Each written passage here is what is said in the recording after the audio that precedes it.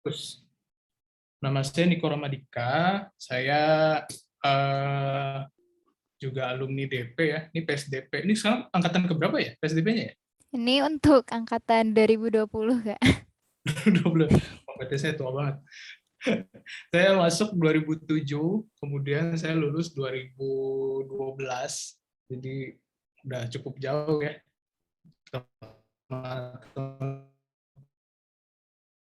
Murah lah ya, kelihatannya. Oke. Oke, ini mau saya jalan nih. Oke. Ya tadi mungkin teman udah saya sedikit jelaskan kan, saya lulus di ITB tahun 2012, angkatan 2007. Kemudian 2013 itu saya ngambil S2 di Torino, itu ngambil untuk fokus di automotive design. Itu di Istituto di Arte Applicata e Design itu di Torino. Nah itu saya sekitar 1,5 tahun, tapi saya baru balik ke Indonesia itu 2015, jadi sekitar ada 6 bulan lebih setelah saya lulus tuh saya masih di sana. Nah untuk experience sendiri, sekarang itu dulu saya tuh pernah magang di PT Sharp, sekarang mungkin masih ada ya PT Sharp itu untuk tim desainnya. Kemudian juga saya pernah waktu itu ikut di TB Mobile Research yang bikin yang mungkin sekarang teman-teman pernah lihat itu di depan Plano ada mobil biru TB Mobile Research, itu dulu saya yang desain. Kemudian juga waktu tesis saya selama di IAD itu saya kerjasama dengan Porsche itu untuk membuat vision untuk 9/11. Kemudian mungkin saya juga sebagai exterior designer itu di Mahesa Village Car, mungkin teman-teman pernah dengar terkait mobil desa yang pernah Pak Jokowi gembar-gemborkan itu. Nah itu juga saya terlibat di sana untuk exterior designernya. Dan beberapa saya pernah jadi keynote speaker kayak di IPW waktu itu, kemudian juga di Humankind Research dengan teman-teman yang dari Jerman ya waktu itu tentang future otomotif teknologi. Dan sampai saat ini itu saya masih sebagai exterior dan interior designer di PT Temin, Toyota Motor Manufacturing Indonesia. Jadi ini masih relate dengan Toyota Motor di Jepang ya gitu. Jadi untuk saat ini sih saya mungkin akan ngejelasin sedikit tentang teknologi yang mungkin lebih spesifik, mungkin nanti lebih difokus di industri. Nah, dan saya akan sedikit bercerita bagaimana teknologi berkembang dan juga di industri sendiri ya seperti apa, dan nanti juga peran kita sebagai desainer itu harus seperti apa di sana. Oke, mau jalan lagi. Nah, ini beberapa karya terakhir yang pernah saya buat, sedikit cerita ya. Ini mungkin teman-teman pernah lihat yang mobil kuning ini, itu yang Mahesa ya. Terus saya juga mayoritas karena saya bekerja di Toyota, banyak karya-karya terakhir saya itu untuk Toyota. Jadi saya bikin untuk juga di Fortuner, itu untuk di aksesorisnya, dan planningnya juga waktu itu saya yang ngerjakan. Kemudian untuk Toyota Kijang Innova saya pernah sempat bikin untuk research dan eksteriornya. Cuman sayangnya produk ini pas sampai mau diproduksi itu di-cut, kita diganti project yang lain. Kemudian juga Toyota Sienta yang facelift itu mulai dari risetnya sampai planning eksterior, dan waktu proses modelingnya pun saya yang ikut kerjakan.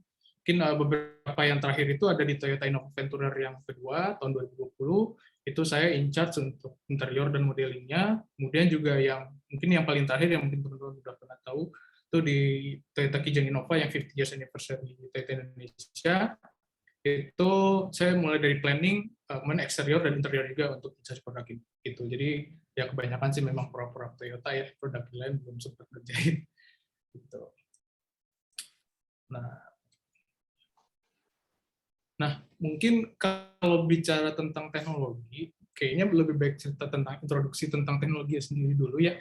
Jadi mungkin beberapa teman mungkin udah tahu atau mungkin belum ya sedikit sejarah aja lah.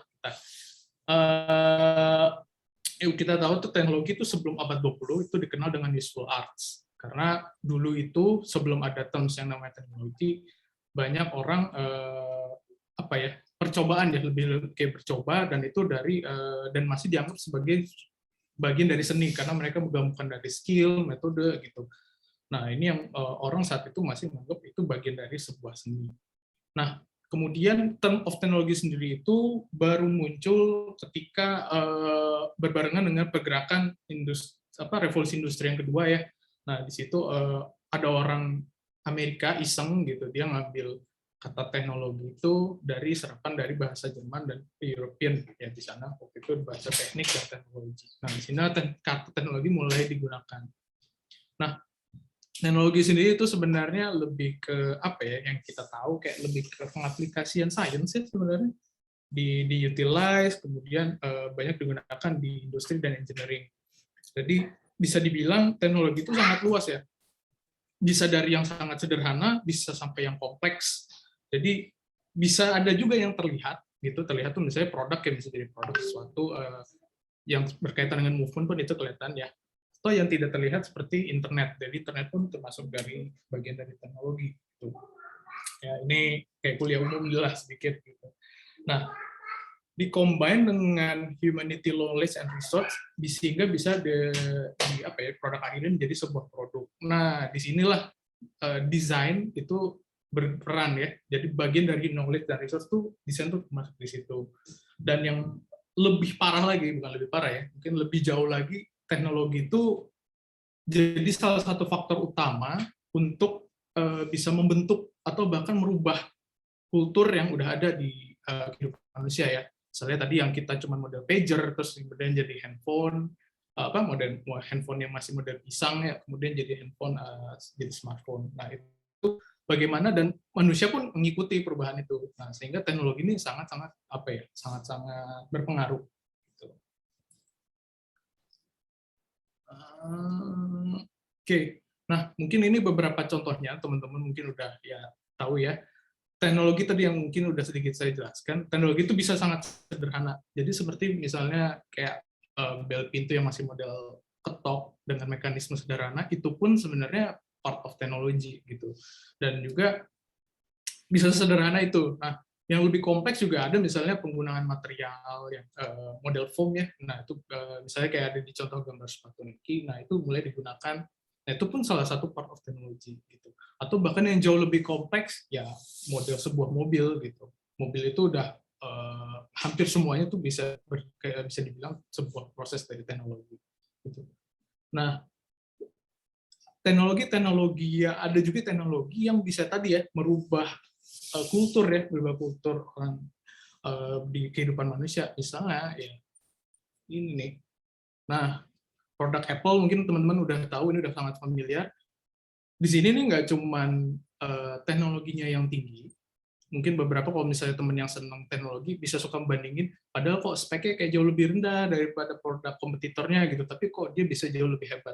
Nah, itu salah satu kehebatan Apple ya, dan bentuknya yang memang desainnya sangat futuristik ya bisa dibilang, sehingga dia jadi benchmark di banyak hal, nggak cuma dari segi produknya sendiri, tapi dari segi usernya sendiri ya, ke depan gitu. Sekarang tuh jadi kayak apa ya, statement gitu, social statement. Kalau kamu pakai Apple, mungkin kamu secara sosial stratanya itu jauh lebih baik gitu. Kemudian juga kompetitor pun mulai ngikutin gitu. Ini sebagai benchmark, ya kamu mau sebuah produk terbaik itu ya seperti Apple.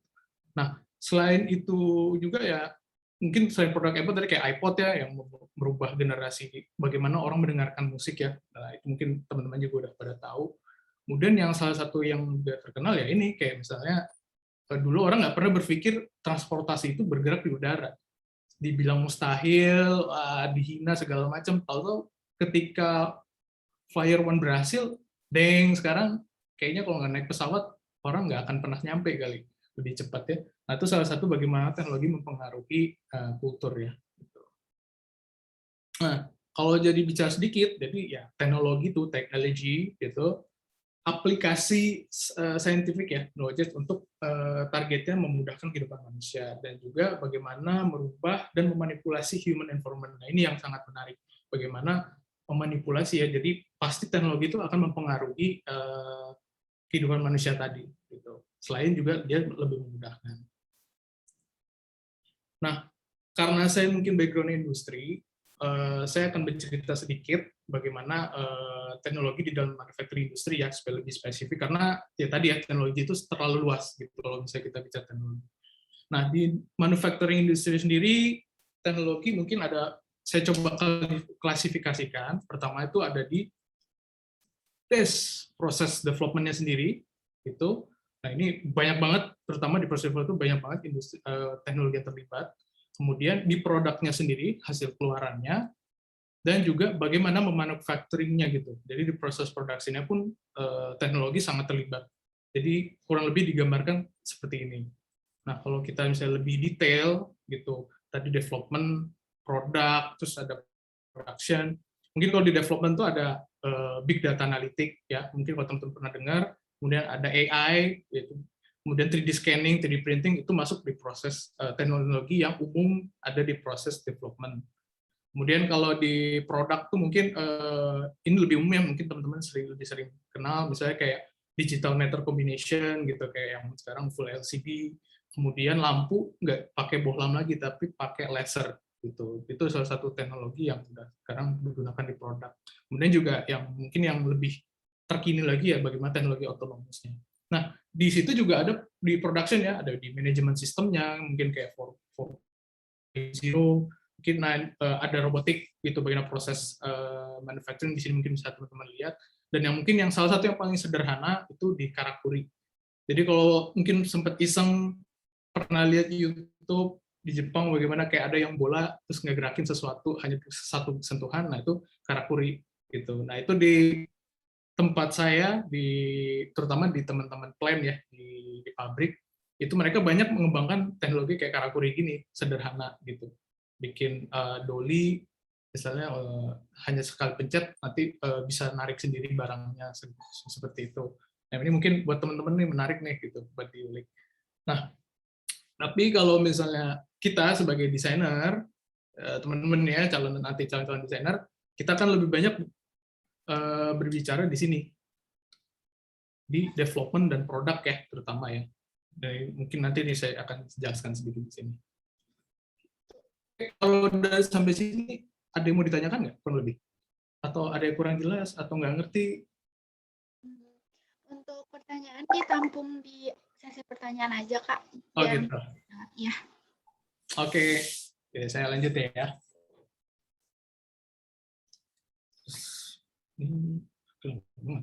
Nah, kalau tadi ya bicara tentang development, jadi teknologi itu pada dasarnya yang target itu kita pengennya meningkatkan akurasi, kecepatan, dan yang pasti cost. Karena development itu tempat area yang di industri itu yang cost-nya paling tinggi nyedotnya, tapi dia paling sedikit ngasih duitnya. Jadi kita tukang ngambil-ngamburin cost nih di sini. Nah, nggak cuman cost-nya ini banyak nih, mulai dari waktu, kemudian resource yang kita pakai gitu. Misalnya terus juga orang-orang yang terlibat yang perlu kita libatkan tuh pun sangat banyak gitu, nggak cuman misalnya rekan kerja ya satu perusahaan, tapi perusahaan lain juga yang buat akan di-improve juga banyak banget. Dan tapi di satu sisi mungkin terutama nih buat teman-teman yang doyan ngulik, ini nih salah satu stage ya yang paling benar-benar menyenangkan gitu. Di sini banyak karena kita akan bertemu banyak orang, bertemu banyak teknologi tadi ya, dan kita ngasilin sesuatu gitu. Tapi kita ngasih cost-nya dikit. Ya soalnya cost-nya nanti pas jadi produk ya baru kehitung. Kalau misalnya dari pas development ini benar-benar cuma bakar duit gitu. Bisa contoh nih misalnya kita kayak bikin sampel warna seperti ini ya, kayak di gambar gitu. Kita tes itu tuh cost yang keluar karena mereka harus develop warnanya lagi gitu, dihitung segala macam. Belum lagi misalnya ternyata gagal. Nah, itu kayak gitu itu tuh yang mempengaruhi. Nah, dengan teknologi sekarang itu sangat membantu gitu. Termasuk kita juga pas lagi proses pencarian data nih, kayak misalnya lagi mau bikin konsep nih, kita kan butuh sesuatu nih, inspirasi data. Nah, teknologi itu sangat membantu gitu. Kayak AI, kemudian ada big data analytic. Nah,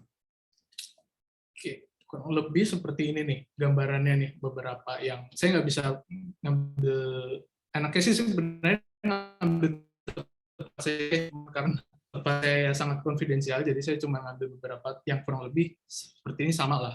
Nah, sekarang tuh dulu kita misalnya pencarian data tuh misalnya interview ya, kita datang, kita catat gitu. Memang teknologi seperti itu masih gitu, metode seperti itu gitu. Cuman sekarang pas proses pencarian data, kita tuh udah banyak menggunakan ya proses komputer tadi ya, dengan namanya teknologi analisa big data gitu.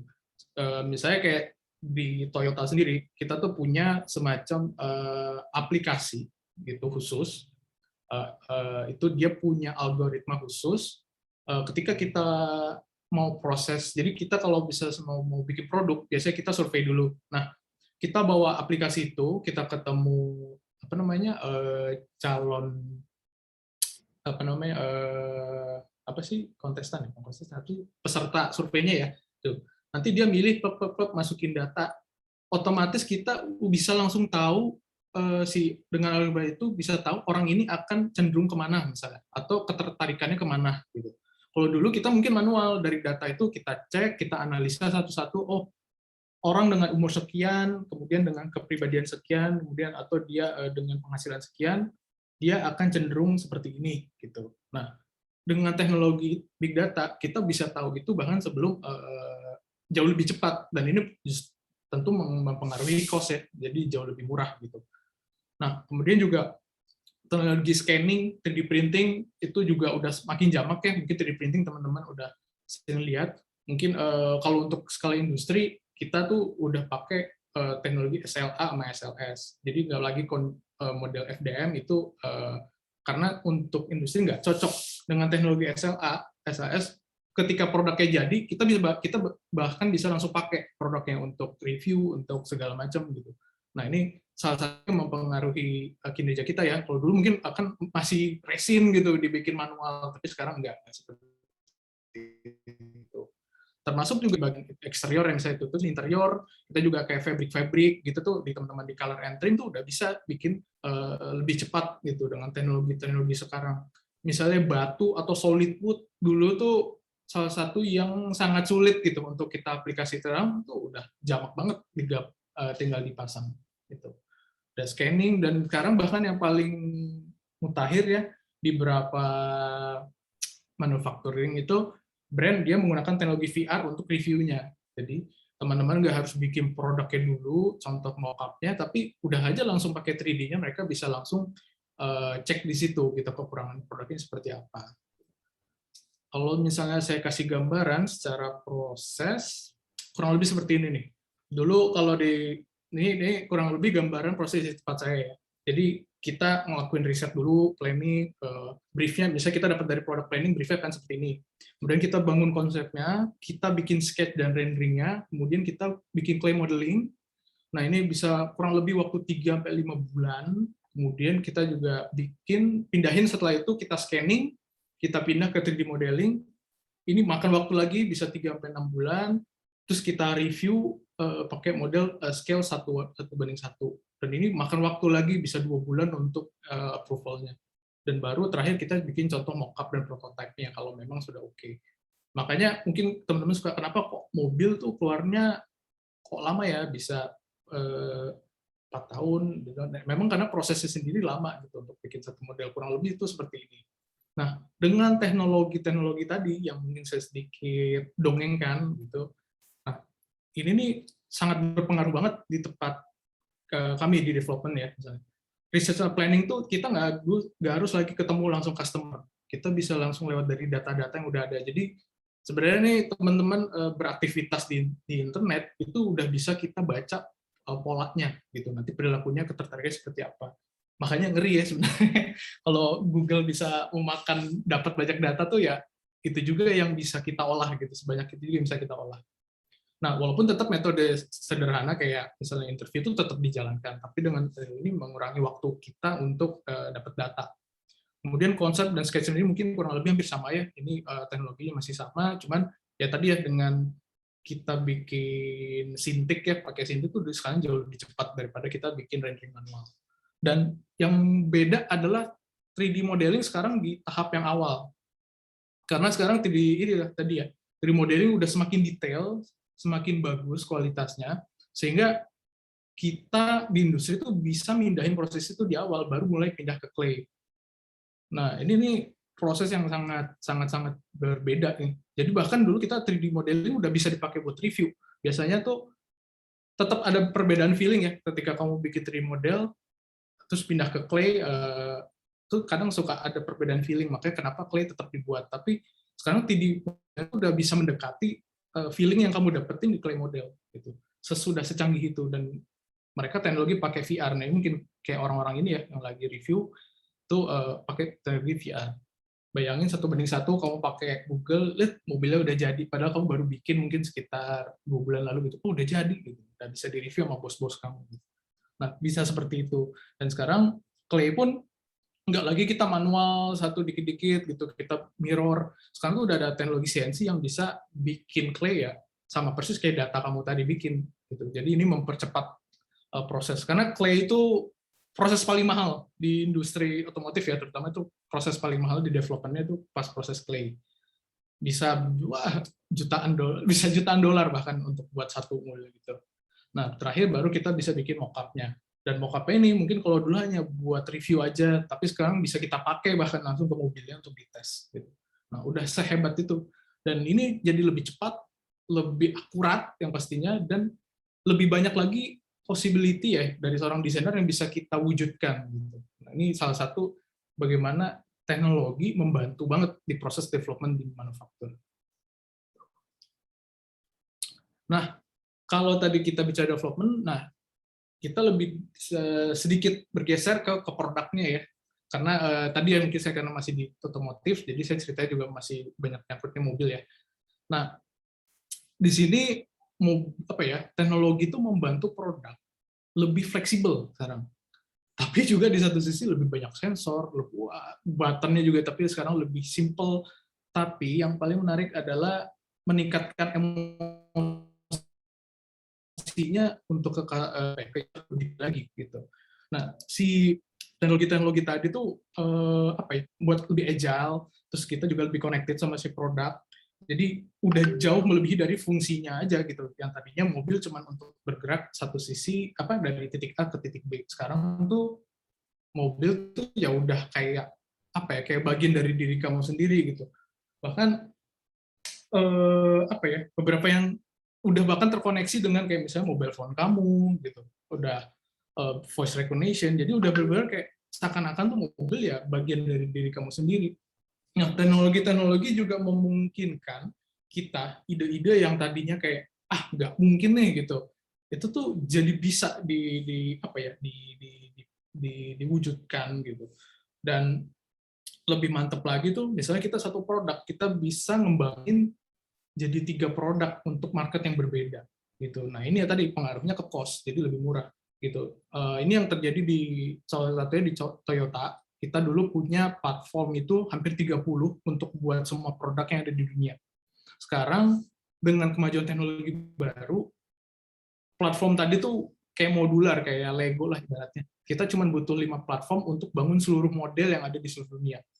Nah, itu jelas berpengaruh ke cost kan, jadi jauh lebih murah. Tapi possibility bisa makin banyak gitu. Nah, yang mungkin salah satu yang akan berpengaruh juga di teknologi di produk itu kita bisa buat suatu icon, bisa buat sesuatu tren gitu, kayak lampu mobil yang dulunya kan bulat-bulat biasa gitu ya. Sekarang tuh tiap mobil tuh bisa beda gitu, punya ciri khasnya sendiri, dan customer bukan cuma customer ya, tapi orang-orang tuh bisa mengidentifikasinya gitu. Nah, salah satu yang paling jadi benchmark ya model ini Tesla ya. Tesla di sini teman-teman lihat kurang lebih. Tesla sekarang jadi benchmark untuk teknologi mobil. Mungkin Tesla bangun mobil udah kayak handphone gitu. Semua tuh robotik, dia tinggal taruh di mesin, tet dipasang. Dan teman-teman interior lihat udah bersih, nggak banyak tombol gitu, tapi terlihat lebih human gitu.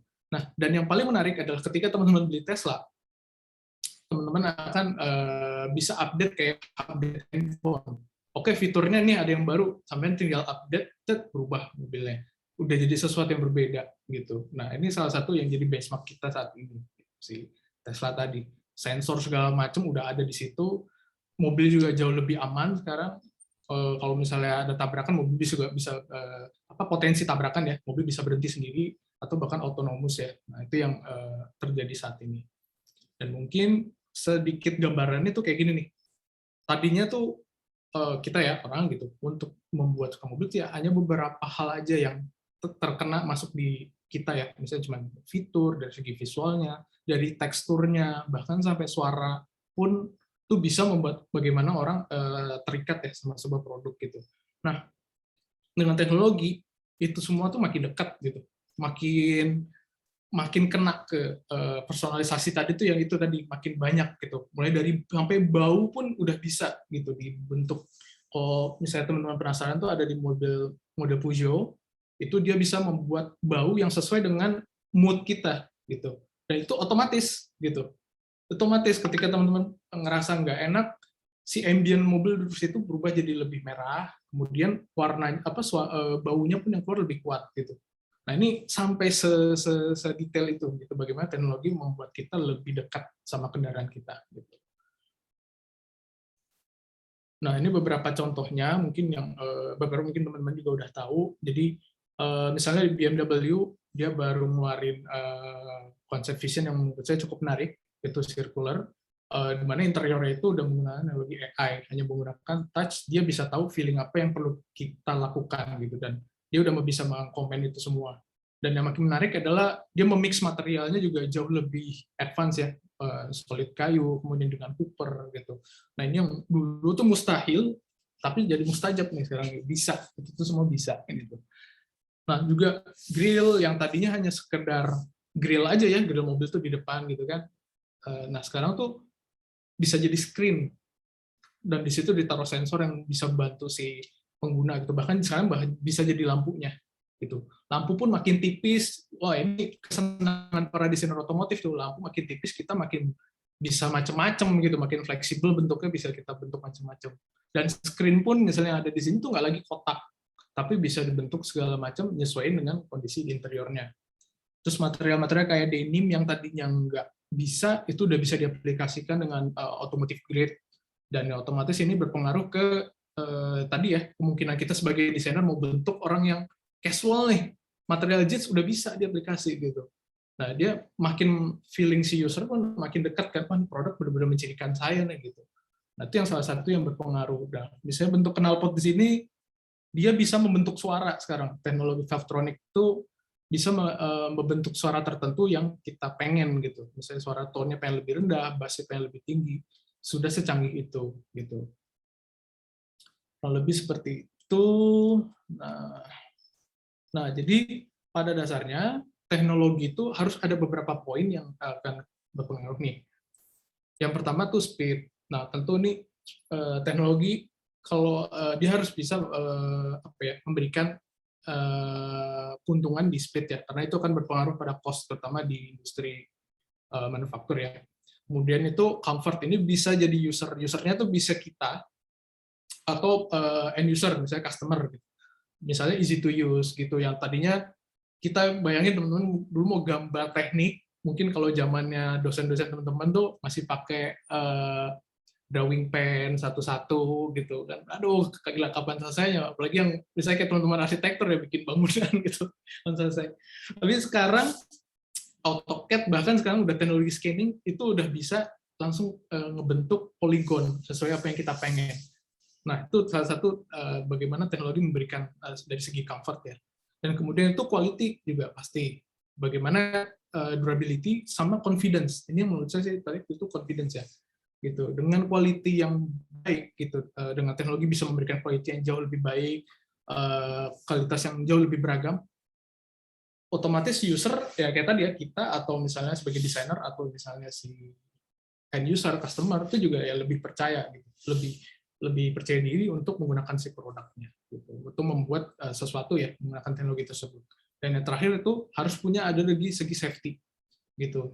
Nah, produk yang jauh lebih aman tentu memberikan rasa percaya ya, lebih trust, kayak tadi bagaimana Tesla mengembangkan berbagai sensor sehingga mobilnya jauh lebih aman, sehingga orang ya akan lebih percaya. Jadi teknologi itu harus bisa mencakup beberapa hal-hal ini gitu.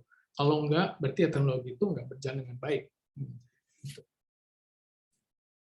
Nah, kalau kita masuk ke summary-nya nih, teknologi itu yang pastinya itu improvement dari sebelumnya ya, karena ada permulaan. Nah, perlahan itu pasti akan terus berkembang gitu. Kayak tadi bagaimana teknologi pun mempengaruhi kehidupan ya. Nah, di sini produk kayak misalnya kita tadi yang telepon masih net satu-satu gitu, muter, terus mulai berkembang ke apa ya, telepon yang suka dulu di rumah tuh kalau teman-teman saya masih tahu ya, kayak semacam handphone, terus kemudian jadi smartphone. Nah, perkembangan ini pun ya itu kan improvement kan, improvement terus nggak ada pernah teknologi itu mundur, tapi justru terus meningkat. Nah, di sini yang kita sebagai desainer harus tahu nih bahwa itu memang teknologi itu harus mempunyai keuntungan menyelesaikan masalah tadi gitu, baik dari segi penggunaan atau dari maksudnya penggunaan sebagai end user ya, end customer, atau sebagai dari kitanya sendiri untuk menciptakan sesuatu gitu. Nah, ini juga sesuatu yang perlu teman-teman kita sadari, ketika sesuatu itu baik-baik aja, misalnya ya bertahun-tahun terus aja baik, justru di situ sebenarnya problem yang ada gitu. Karena perlu teman-teman sadari bahwa dunia tuh bergerak tuh cepat. Kita kayak tiap hari tuh kayak bisa ada sesuatu lagi yang baru, sesuatu lagi yang baru. Sebenarnya hampir tiap hari. Mulai dari situasi di marketnya sendiri, situasi dunia gitu. Kemudian juga brand yang tadinya kuat bisa tahu jadi lemah. Misalnya contoh kayak kalau teman-teman pernah baca bagaimana Kodak sama Nokia itu ambruk gara-gara mereka menyepelekan teknologi gitu. Kodak yang tadinya tuh mereka penemu kamera ya, salah satu kamera ternama. Mereka tuh udah nemuin kamera digital, karena dianggap nggak sesuai, akhirnya dilupakan, dan akhirnya mereka sekarang bangkrut, nggak ada apa-apanya lagi gitu. Termasuk Nokia juga yang udah cukup memimpin pasar lama, terus tahu-tahu dia nggak bisa ngikutin perkembangan pasar tadi yang jauh lebih dinamis, akhirnya sekarang udah collapse gitu, nggak ada apa-apa. Nah, itu yang makanya kita perlu perlu sensitif gitu. Kemudian kasus lain mungkin kayak mobil listrik ya, 10 tahun yang lalu tuh nggak pernah ada yang berpikir mobil listrik tuh akan jadi sesuatu yang hal yang serius.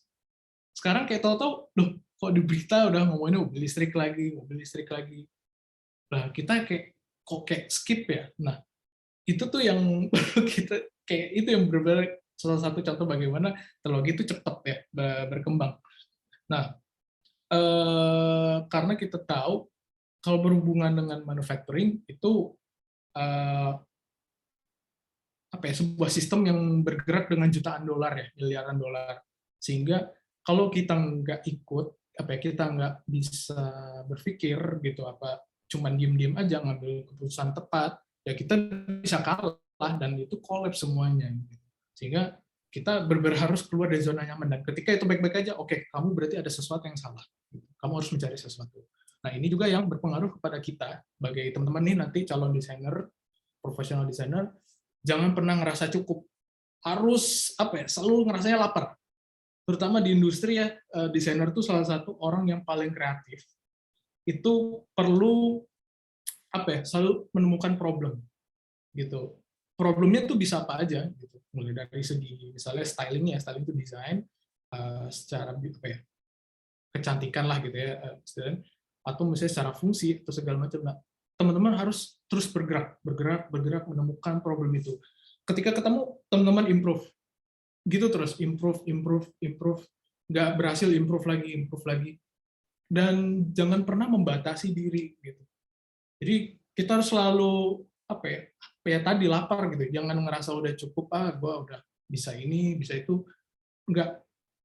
Kita sebagai ujung tombak kapitalis nih harus selalu bergerak gitu, dan selalu open, karena namanya desainer itu selalu bekerja atau berbarengan ya, kecuali teman-teman yang mau jadi seniman gitu. Kalau desainer itu harus open gitu, harus bisa kerja dalam tim, sehingga kadang jawaban itu tuh datang dari sesuatu yang nggak kita sadari gitu.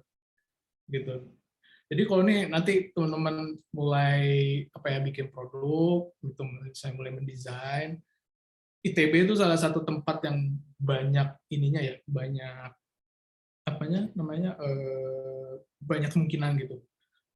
main lah sama teman-teman elektro, teman-teman plano. Dari situ kadang kita kayak nemuin sesuatu yang bisa kita kembangkan. Nah, ketika kita bisa nemuin possibility tadi, di situ nanti tuh si inovasi itu lahir tuh dari situ. Gitu. Jadi nggak sesuatu yang baru, tapi bisa aja dari improvement. Nah, ini buat teman-teman sih. Oke, kurang lebih sih itu ya dari saya ceritanya nih terkait teknologi. Jadi kalau misalnya ada kurang-kurang, mohon maaf. Jadi feel free aja nanti buat nanya-nanya. Oke, terima kasih teman-teman. Selamat siang. Ya, makasih Kak. Ini tadi benar-benar insightful banget ya dan lengkap dari awal sampai dikasih tips juga buat adik-adik atau teman-teman yang baru masuk ITB. Berarti kita harus gimana ya? Harus bikin jaringan yang banyak gitu sama jurusan-jurusan lain supaya lebih berkembang juga gitu. Untuk kalian nih yang punya pertanyaan bisa langsung ditanyain aja, boleh di kolom komentar atau langsung on cam sama on mic juga boleh gitu. Tapi kan nih aku ada satu pertanyaan. Kan tadi disinggung tuh ya yang waktu bagian development gitu. Aku mau tanya nih kalau misalnya satu tim development itu tuh kayak masing-masing satu job desk atau misalnya yang research boleh ikutan nge-prototype atau yang prototype boleh ikutan research gitu, Kak. Oke. Sebenarnya idealnya kalau desainer misalnya dalam kasus ini Toyota, desainer tuh banyak gitu, dan sebenarnya kita biasanya terbagi dari eksterior siapa, interior siapa, terus color and trim siapa, kemudian ada juga namanya design planning. Nah, design planning nih teman-teman yang biasanya dia nyari konsep gitu, apa namanya, mencari buat bikin briefnya. Oh, mungkin teman-teman pernah lihat Milan Design Week. Di situ ada misalnya bootnya Lexus atau bootnya Toyota, tapi mereka malah nampilin kayak mobil tapi dari kayu. Nah, itu tuh teman-teman dari design planning, dia berfilosofis, dia mencari sesuatu gitu. Nah, ketika kita riset, biasanya itu join gitu. Biasanya kita dari beberapa ini sih, beberapa apa ya istilahnya, departemen ya, tim yang lain misalnya dari marketing, misalnya terus dari engineer-nya juga ada, misalnya eksterior atau interior, dari desainer ada, karena kadang tuh gini, ketika kita riset tuh ada insight yang menurut misalnya engineer atau marketing tuh nggak penting atau tapi buat desainer tuh justru itu clue-nya gitu. Nah, makanya kadang kita ikut join, kita ngelihat gitu, atau kadang juga desainer yang ngelakuin sendiri gitu. Nggak cuma jadi observer tapi kita juga yang ngelakuin gitu. Nah, di situ bisa terlibat, jadi banyak macam-macam. Bahkan ketika mobil udah jadi pun, marketing tuh kadang nanya ke desainer, ini saya akan buat misalnya apa iklannya mau seperti apa. Dia akan nanya konsepnya lebih dalam ke si desainer tuh akan seperti apa. Nah, jadi kita sangat dinamis sih gitu si desainer ini, walaupun tetap nanti mereka tetap punya job desk masing-masing gitu, job desk utama ya. Itu sih. Berarti lebih ini ya, Kak. Maksudnya bisa kali ya kalau misalnya yang bagian konsep ikut JB-JB gitu, ikut join nge-clay gitu, Kak. Oh, jadi gini nih. Jadi di sini si proses ini tuh proses yang semua dilakuin sama desainer, baik dia interior atau eksterior gitu. Nah, apa namanya? Memang kalau di bagian 3D modeling itu kita lebih ke supervisor ya, karena biasanya di industri itu punya modeler khusus untuk 3D, karena dia kan akan bikin istilahnya tuh quality gitu. Jadi benar-benar yang industri level, bukan yang sekedar bikin. Nah, itu kita sebagai desainer yang punya ide. Nanti yang kadang tuh kita gini, kita bikin idenya secara kasar, misalnya dalam hal ini biasa kita pakai alias ya, alias otomotif itu kita bikin Autodesk alias, terus nanti kita kasih ke si modeler. Modeler, saya mau bikin bentuk seperti ini. Nah, nanti itu kita cuma nge-guide aja tuh gitu. Nah, sampai bikin mockup pun kita juga sama. Biasanya kita kalau di tempat saya tuh untuk 3D printing kita masih outsource, tapi udah ada mesin CNC. Nah, itu kita juga mantau tuh. Kita lihat kayak apa gitu. Walaupun ada operator yang bikin gitu. Nah, tapi untuk pekerjaan utamanya tuh terutama di sini untuk desainer gitu. Walaupun ini juga ikut ya, semuanya itu ikut secara keseluruhan. Iya, makasih Kak jawabannya sangat itu menginspirasi sih Kak. Oke, siap. Ini kayaknya seneng ngulik nih. Karena maksudnya kayak lagi ngebayangin nih gimana ya rasanya kalau kerja di tempat sebesar itu gitu Kak. Oh, gitu sih seru. Apalagi kalau terutama pas kita planningnya gitu, tuh bagian otot-ototan sama di sini nih biasanya nih. Di sinilah. Karena kita misalnya pengen ide seperti ini gitu. Kadang tuh engineer tuh pasti biasanya cari hal yang termudah gitu. Wah, nggak bisa ini, nggak mau begini gini. Enggak, saya mau bikin begini pokoknya. Wah, itu hitungannya sampai mili. Enggak, radiusnya pokoknya harus 3 mili. Nggak mau 1 mili. Enggak, ini paling bisa 1 mili. Gitu. Itu ribut tuh. Tapi biasanya setelah kita selesai ya, di luar ya sama. Wah, ngopi bareng, wah, wah ya, ngobrol lagi kayak biasa. Tapi seru, justru di situ serunya. Gitu, kita ngobrol sama apa ya, berbagi, meyakinkan si engineer gitu ya, bikin dong kayak begini, gitu, gue mau bikin yang seperti ini gitu. Tapi ada juga ya kadang kita tetap nggak bisa, kita harus nyesuaiin. Nah itu juga ada seperti itu. Itu sih seru sih, memang seru proses ini. Semoga kesampaian ya. nanti bisa lah.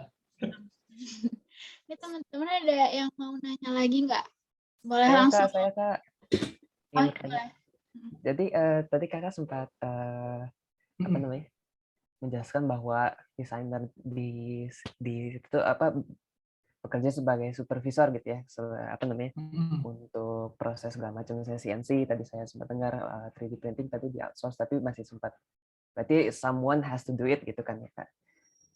Untuk mendapatkan posisi di mana saya kerja sebagai supervisor berarti apakah harus naik tangga dulu gitu misalnya bekerja sebagai di CNC-nya di bagian yang lebih tekniknya atau seperti apa ya Kak tangganya gitu. Terima kasih. Baik. Oke. Jadi gini, yang teman-teman perlu ketahui bahwa teman-teman itu adalah seorang desainer. Gitu. Di industri itu semua itu pasti dicari yang terbaik, sehingga nggak ada orang yang benar-benar generalis semua bisa. Walaupun kamu misalnya gimana ya, secara skill kamu punya kemampuan untuk itu gitu. Tapi biasanya desainer ya akan tetap fokus bekerja sebagai di proses areanya aja sebagai desain. Gitu. Nah, modeler tuh ada khususnya modeler memang ngerjain. Saya punya skill untuk ngerjain modeling. Saya juga punya skill untuk ngerjain clay modeling. Tapi ada orang yang lebih hebat lagi ngerjain itu gitu, dan bukan kewajiban seorang desainer untuk bisa total bisa semuanya gitu. Ya desainer ya kerja hanya di proses bagian desain saja gitu sih. Kalau mungkin kan teman-teman ini baru mulai ya, maksudnya di SDP kan baru mulai banget nih di proses desain. Teman-teman lagi belajar semua karena pada intinya teman-teman juga tetap harus tahu semua basic ilmu itu gitu. Karena nanti misalnya kita bikin instruksi ya ke modeler gitu ya, misalnya ke 3D modeling gitu. Itu teman-teman harus tahu gitu bagaimana bikin itu, atau proses untuk apa sampainya apa desainer mau tuh harus tahu gitu. Tapi desainer tidak harus jago banget, tapi ada juga sih banyak juga desainer yang gila bikin 3D modeling itu bahkan bisa lebih jago daripada modelernya sendiri. Itu banyak juga gitu. Gitu sih, ada. Tapi ya desainer ya tetap bekerja sebagai desainer aja. Baik Kak, mengerti terjawab. Terima kasih. Ini teman-teman dari 20 ada yang mau ikut tanya nggak? Soalnya kan mumpung ada Kak Nikonya gitu. Mungkin biasanya yang baru masuk ini masih semangat-semangatnya sih. Aku izin bertanya. Oke, semangat nih, semangat. Banyak gak sih kalau yang mau ke otomotif sebenarnya? Kalau di angkatan 19 nih angkatan aku sih 1-2 orang paling Kak. Oh gitu. Wah, Soalnya kita masih ini Kak, masih kayak find out nih masuk DP sebenarnya mau ngapain nih ke depannya gitu. Betul setuju. Kurang terpapar aja ke materi otomotif ini Kak. Jadi pada takut. Oh iya. Tadi kayaknya ada yang mau bertanya deh. Iya, aku Kak. Boleh? Langsung aja. Iya kan, kok aku izin bertanya, kan tadi kayak dijelaskan kan kalau apa ya teknologi itu membuat segala halnya itu kan menjadi kayak lebih modern gitu kan.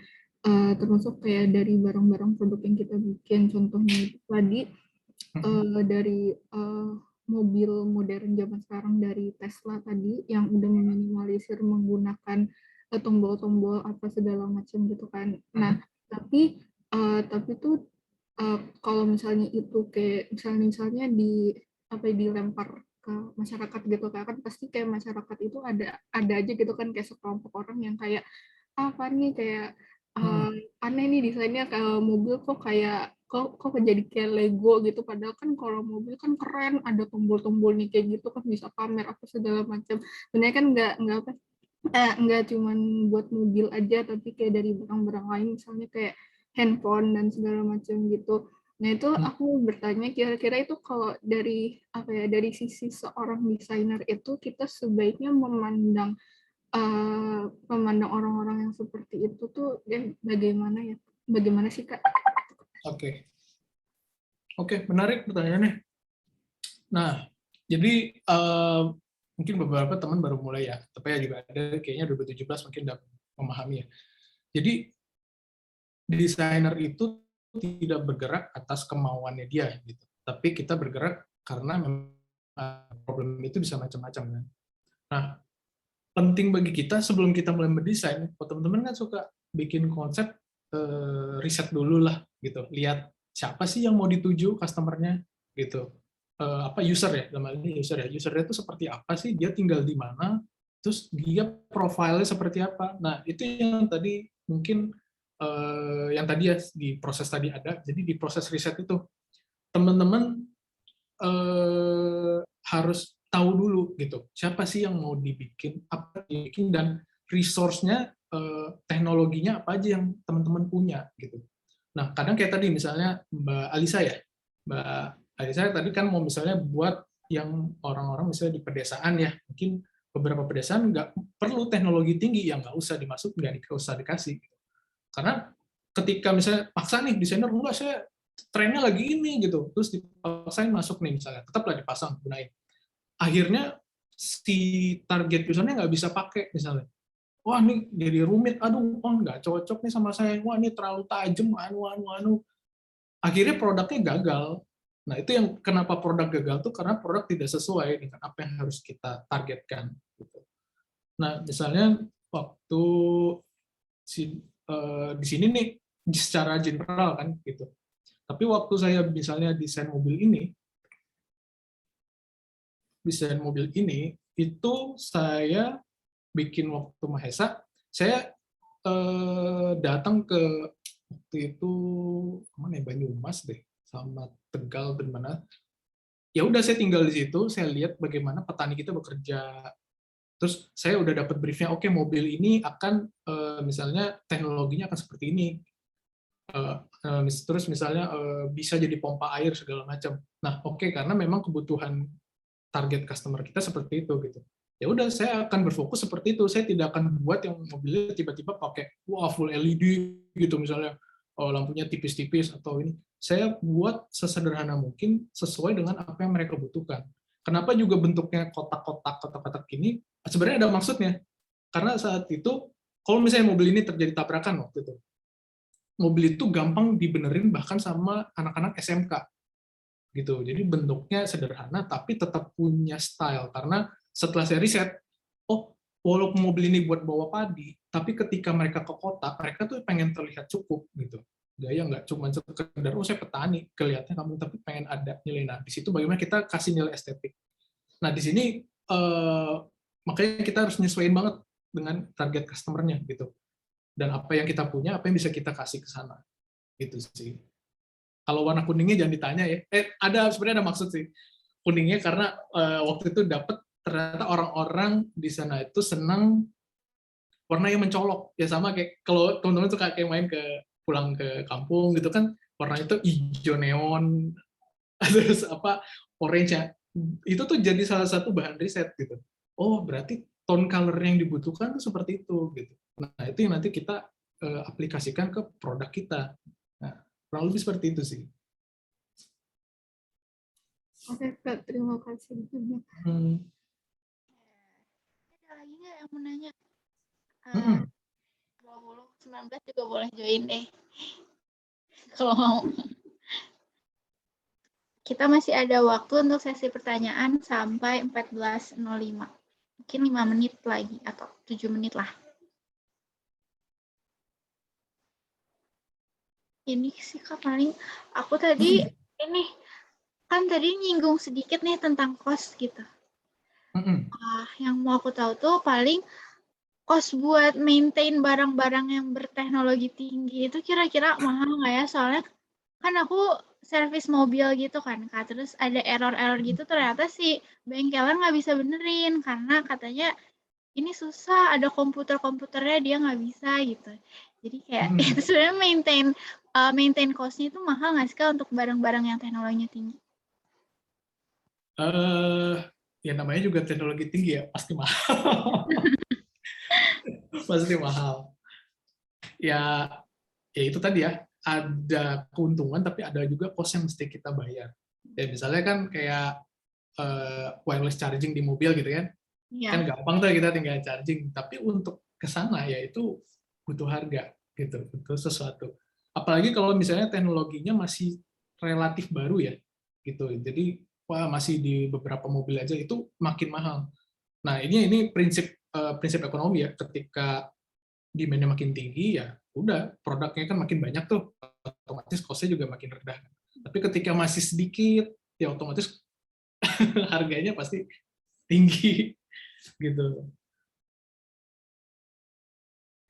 Itu palingnya kekurangannya berarti Kak. Iya betul, pasti itu.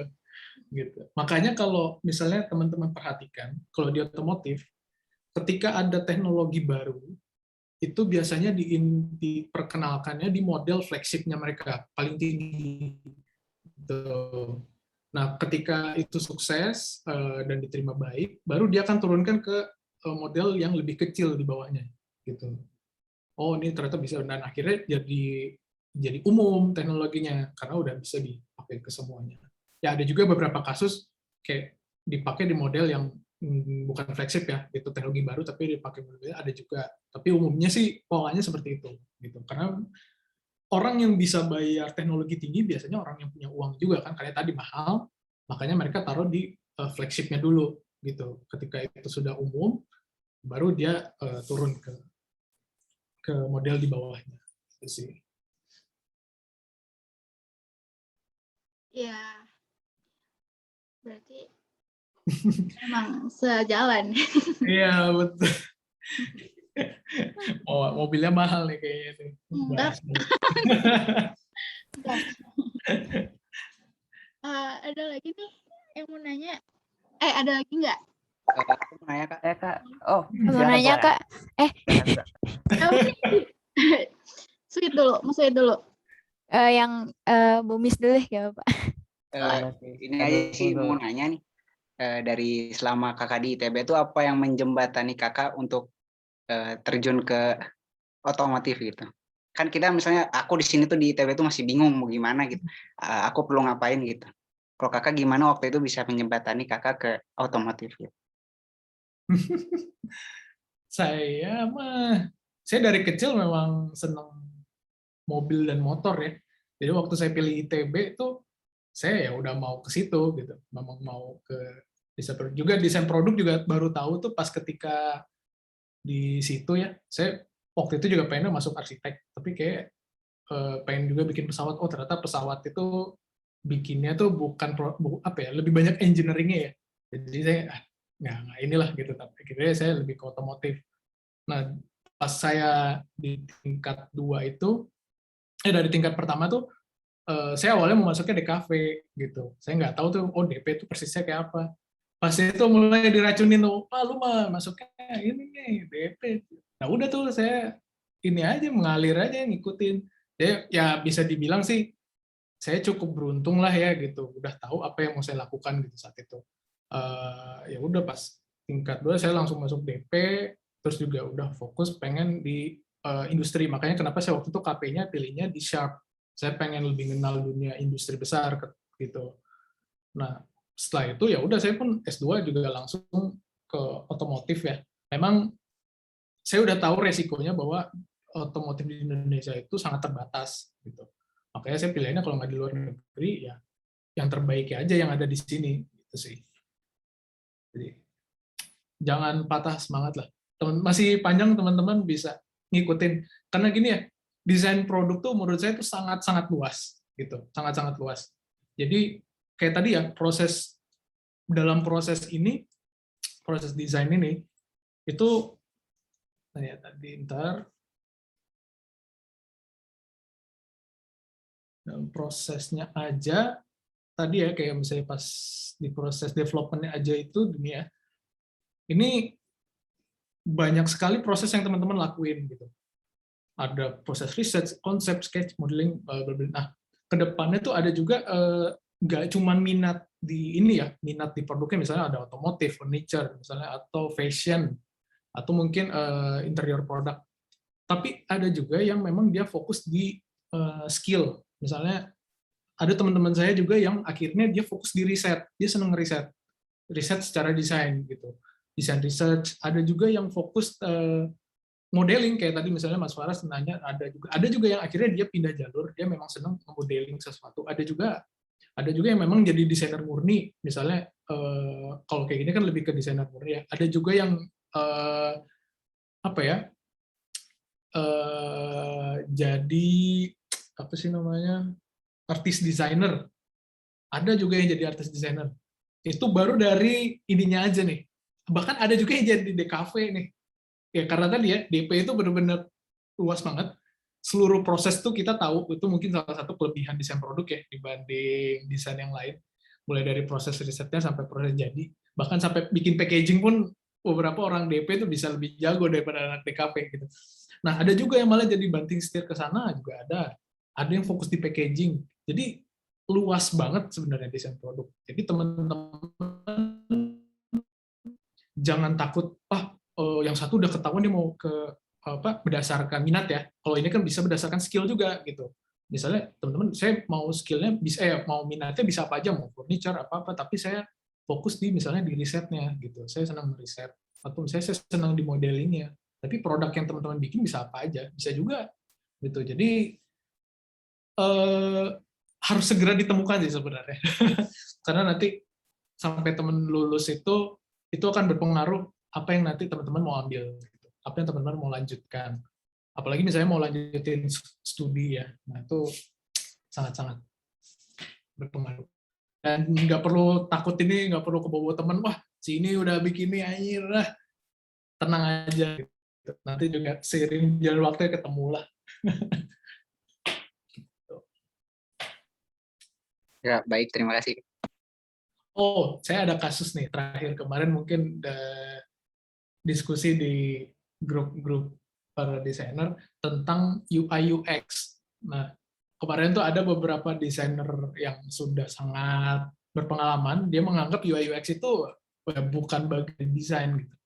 Nah, tapi nyatanya coba kan sekarang kita perkembangannya makin digitalisasi kan, UI UX tuh ya akan jadi part of design gitu. Bahkan kayak brand Volvo, dia sekarang nyari UI UX dari desain produk. Nah, itu kan kayak gitu-gitu tuh udah bisa terjadi gitu, kemungkinan. Nah, itulah kenapa saya bilang teman-teman jangan membatasi diri gitu. Jangan udah cukup gitu. Tapi kayak belajar aja karena desainer tuh pasti kerjanya tim. Jadi kita harus open lah, selalu open gitu. Terus selalu sensitif dengan apa yang terjadi gitu. Nah, itu yang akan sangat mempengaruhi karya teman-teman nantinya menurut saya. Lebih gitu sih. Terima kasih Kak Niko. Abis ini kan ini udah sekarang jam 14.06, berarti sesi pertanyaan kita sudahi dulu. Untuk teman-teman yang punya pertanyaan untuk Kak Niko mungkin boleh ditampung dulu di lain waktu. Sekarang kita mau kasih kenang-kenangan ini untuk Kak Niko. Waduh. Coba. Cuma itu sih. Mungkin dari operator Kinta bisa di-share screen. Ya. Sebenarnya kenang-kenangannya tidak terlalu besar ya.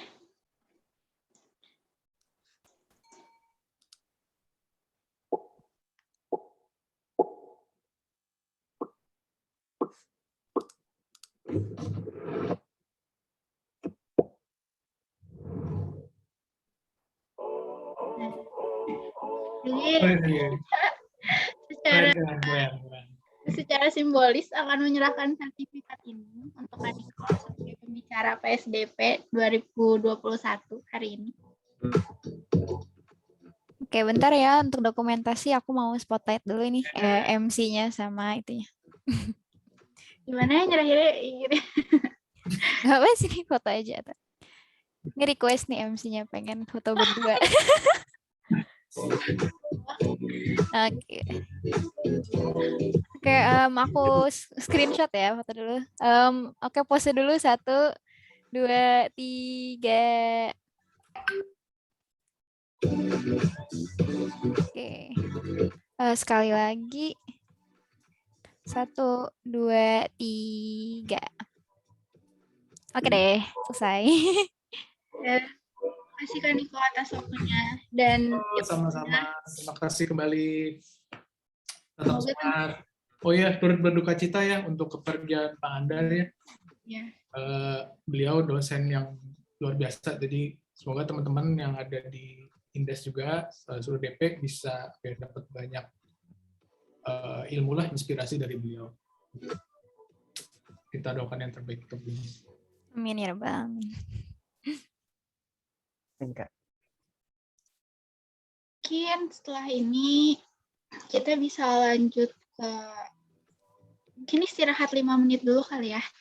Kita istirahat 5 menit, lalu kita lanjutkan ke narasumber kedua atau sesi kedua. Kaniko sekali lagi makasih ya. Semoga teman-teman bisa menyerap ilmunya dengan baik gitu, dan inspirasi dari Kaniko. Oke, sama-sama. Terima kasih kembali. Terima kasih.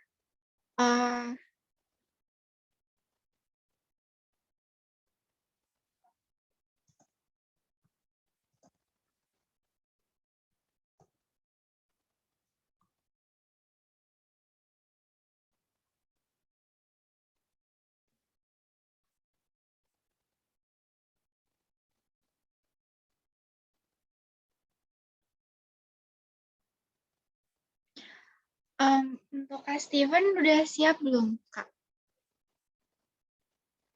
Halo? Halo. Udah, Ya. udah ini ya, lanjut ya? Atau Ya, belum? kita bisa langsung mulai aja. Oke. Oke, halo semua. Thank you tadi Niko, Kak Niko, really insightful. Aku mau share yang mungkin lumayan menarik karena spektrumnya berbeda sama yang tadi di-share Kak Niko. Karena mungkin yang Kak Niko tadi kan lebih ke industri dan manufacturing. Aku mungkin mau bawa perspektif yang di spektrum sisi satunya lagi. Jadi ya mungkin tadi sempat dibahas sedikit soal apa ya, UI UX misalnya ya. Aku sebenarnya mungkin buat background aku tuh mungkin kalau orang ngelihatnya aku designers yang kerja di tech company dan mungkin general title yang orang tangkap tuh biasanya UI UX designers, tapi aku sendiri nggak pernah nyebut aku UI UX designer sih, walaupun designing for interface gitu ya, atau designing for experience yang related sama human computer interaction gitu. Tapi mungkin aku nggak nyiapin semacam CV gitu sih, tapi ya mungkin boleh lihat kalau cerita dikit kali ya dari LinkedIn aja kali ya. Aku angkatan 2010, jadi DP-nya angkatan 2010. terus ngambil industrial and product design yang classical, yang emang sangat, waktu aku S1 juga banyaknya tuh ngerjainnya sesuatu yang physical. Tapi abis itu along the way aku nyoba usaha hospitality, coffee shop, and then jadi design researcher. Udah gitu sampai akhirnya di beberapa tech company. Waktu itu aku pernah di Traveloka yang bidangnya masih hospitality dan tourism juga, yang aku lumayan interested. Abis itu dapat kesempatan buat sekolah ke Hong Kong Poly U, ini ngambilnya International Design and Business Management, jadi connecting design, business, and technology. Dan habis itu sekarang aku di tiket.com sebagai desain, bagian sebenarnya design operation, tapi bagiannya design process and innovation. Oke, aku sebenarnya ini materinya nggak banyak sih, dikit. Cuman soalnya aku jujur waktu kemarin pas di-inform lagi juga, oh iya ada PSDP Sabtu ini ya. Cuman aku mungkin topiknya yang dikasih di TOR-nya sebenarnya service design. Tapi mungkin aku nggak tahu juga kenapa aku yang jadi narasumber service design.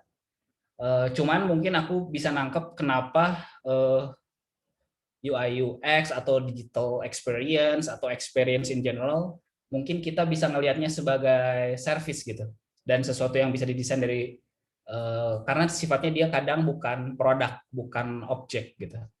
Jadi hari ini aku judulnya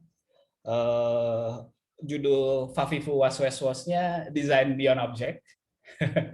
And yeah, I hope this makes sense ya. Okay. Design beyond object, from economic of objects to economic of ideas.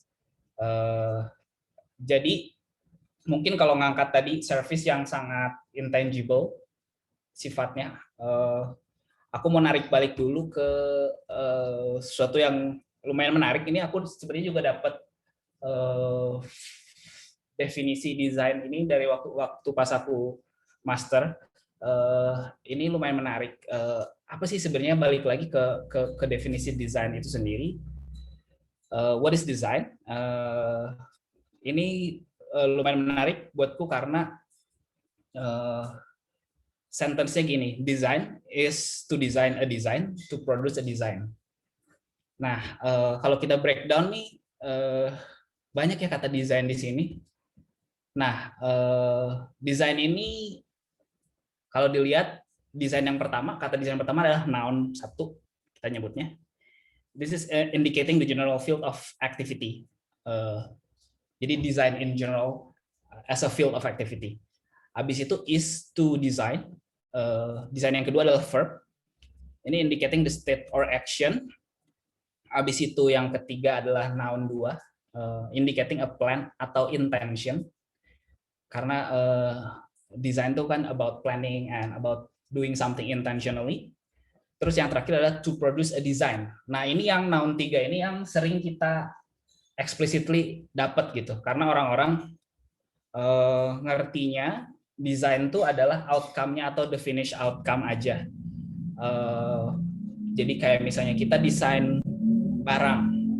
Nah, itu kan barang itu yang adalah design gitu.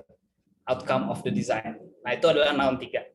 Nah, ya, sedangkan yang noun 1, verb, noun 2 ini sesuatu yang sebenarnya abstrak, tapi ini mungkin tadi kalau yang Kak Niko share juga ya, tadi di research, planning, terus misalnya involving users, terus market research, pokoknya kegiatan-kegiatan yang interdisciplinary di awal sebelum misalnya producing atau manufacturing, itu kan sesuatu yang sifatnya abstrak gitu. Tapi itu proses yang harus dilakukan supaya the deliverables, the outcome itu emang beneran useful gitu. Kalau itunya udah salah, nanti kan deliverables-nya atau outcome-nya bisa jadi, kalau mobil misalnya jadi nggak laku misalnya, atau ternyata nggak kepake gitu sama orang misalnya gitu. Nah, ini aku lumayan menarik pembagian desain dari terminologi dan dari jenis katanya ini antara dia noun atau verb.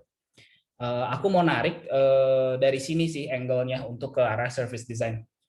Jadi untuk noun yang 3 yang terakhir, design as a finished outcome, ini kita sesuatu yang konkret sebenarnya karena outcome terakhir yang juga eksplisit. Tapi ini juga sebenarnya ada 2 dimensi, yaitu tangible dan intangible. Bear with me ya. Nah, design beyond object part kedua ini. Jadi ya kalau yang design as noun 3 ini tadi yang finished outcome sebenarnya ya itu tadi ada yang tangible dan intangible. Nah, ini ada tangibility spectrum. As finished outcome, design has tangibility spectrum. Yang ranging-nya itu dari yang pure goods kayak commodity kayak salt gitu. Terus soft drinks yang ingredients dibuat jadi satu dish atau recipes.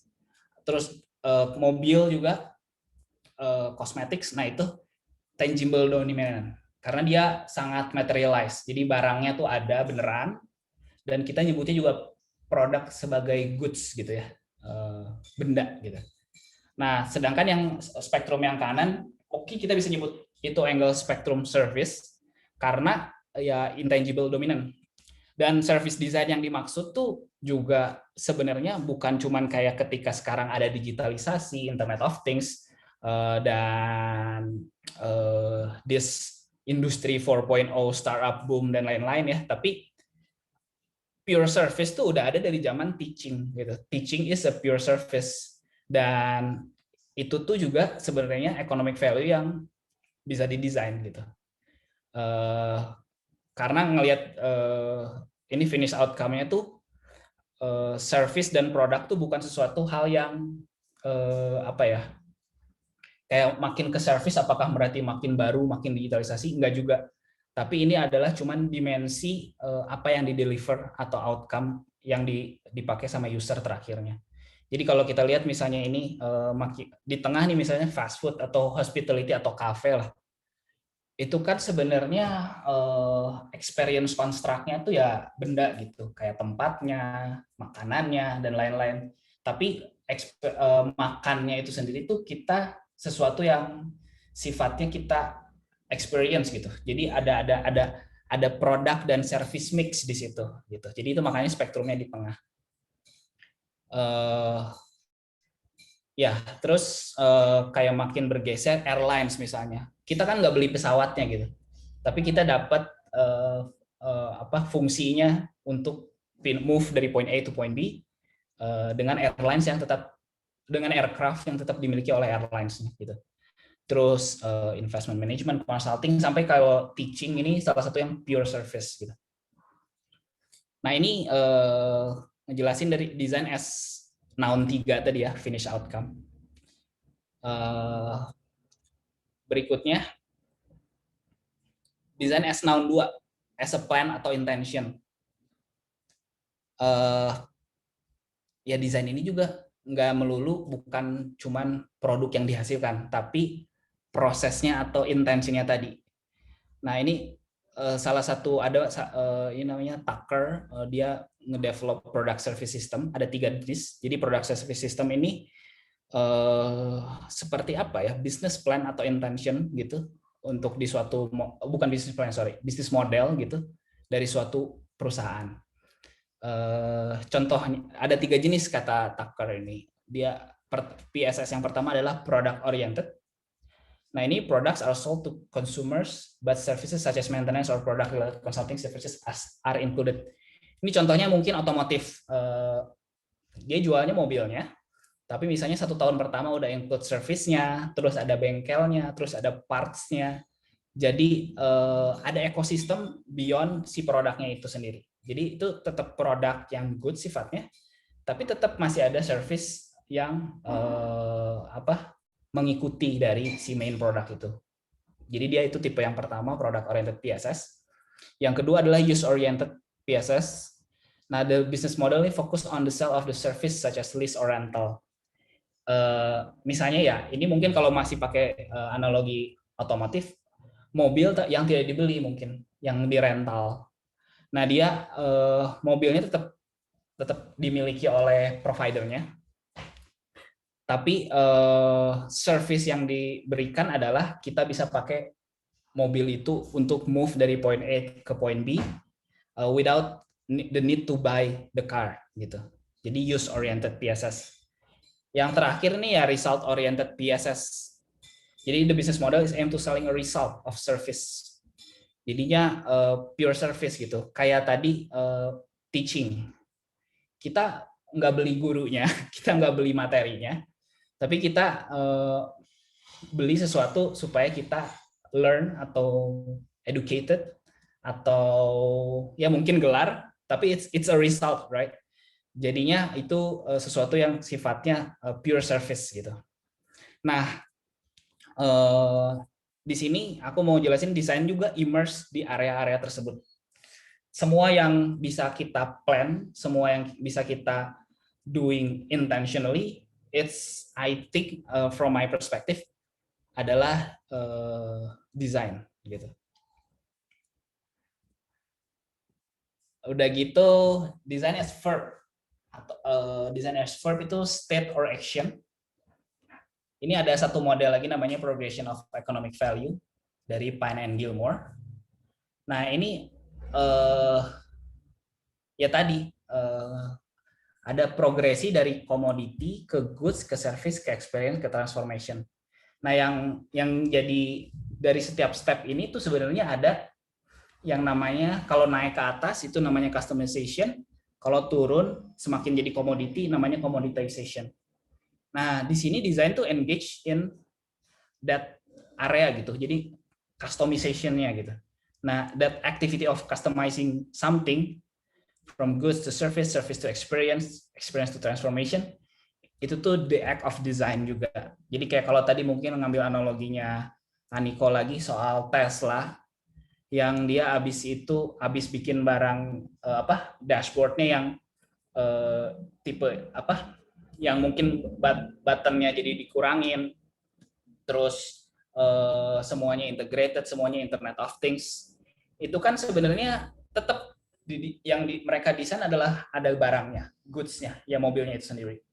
Tapi habis itu ada service-nya mungkin yang related sama tadi maintenance-nya dan lain-lain. Dan mungkin juga ada experience yang sebenarnya terjadi yang terjadi ketika semua touch point yang tadi didesain itu bersatu jadi constructed experience gitu. Nah, ketika kita merasakan itu yang dilakukan dari mereka, yang dilakukan oleh Tesla sebenarnya adalah mass customization. Jadi ketika masuk ke sana kita lebih personalize ke usernya, lebih bisa beda-beda, lebih bisa ngikutin tadi kalau bahasanya kan Niko, extension of the users gitu. Jadi mobilnya itu adalah perpanjangan dari dirinya gitu. Makin emerge, itu kan dibutuhkan namanya mass customization, dan itu tuh juga state or the act of designing gitu. Dan ini kalau mau contoh-contohnya commodity itu masih jadi bahan ya, misalnya besi habis itu atau aluminium, terus goods-nya ya misalnya jadi mobil, service-nya ya tadi ekosistem yang around the cells of the car, and then experience ya apa yang didapat dari mengendarai mobil itu. Dan ini transformation ini terakhir sih, tapi kalau yang transformation ini mungkin akan ada related ke slide yang berikutnya. Yang terakhir adalah design as noun. Yang pertama as a general field of activity. As a general field of activity, design becoming an integral part of the changing economic paradigm. Jadi kan tadi kita banyak ngomongnya produk, service, dan experience gitu. Itu kan sebenarnya kalau di sini ada satu diagram ini mungkin ke arah yang future-nya ya. Jadi kan ada industrial revolution tentu saja. Jadinya produk, komoditi itu ada mass manufacturing. Habis itu tahun 80-an mulai ada experience economy, soal brand, soal product and service mix dan lain-lain. Itu mulai juga start. Tapi abis itu yang sekarang lagi unfolding nih, yang current, itu knowledge economy. Knowledge economy ini ya karena ada ICT ya, Information and Communication Technology. Jadi yang mulai mulai jadi knowledge gitu yang dijualnya gitu, atau information gitu. Jadi yang tadinya produk service ini tuh juga bergabung gitu atau mix. Habis itu juga itu menciptakan satu knowledge economy. Nah, yang tadinya economic of objects, yang tadinya ada related sama benda, bisa jadi ada di knowledge economy ini, knowledge platform ini, economic of ideas. Jadi kalau economic of objects ini bedanya adalah dia tetap akan ada cost produksi, tetap akan ada manufacturing. Tapi kalau economic of ideas dengan di knowledge economy, cost-nya tuh cuma di awal doang.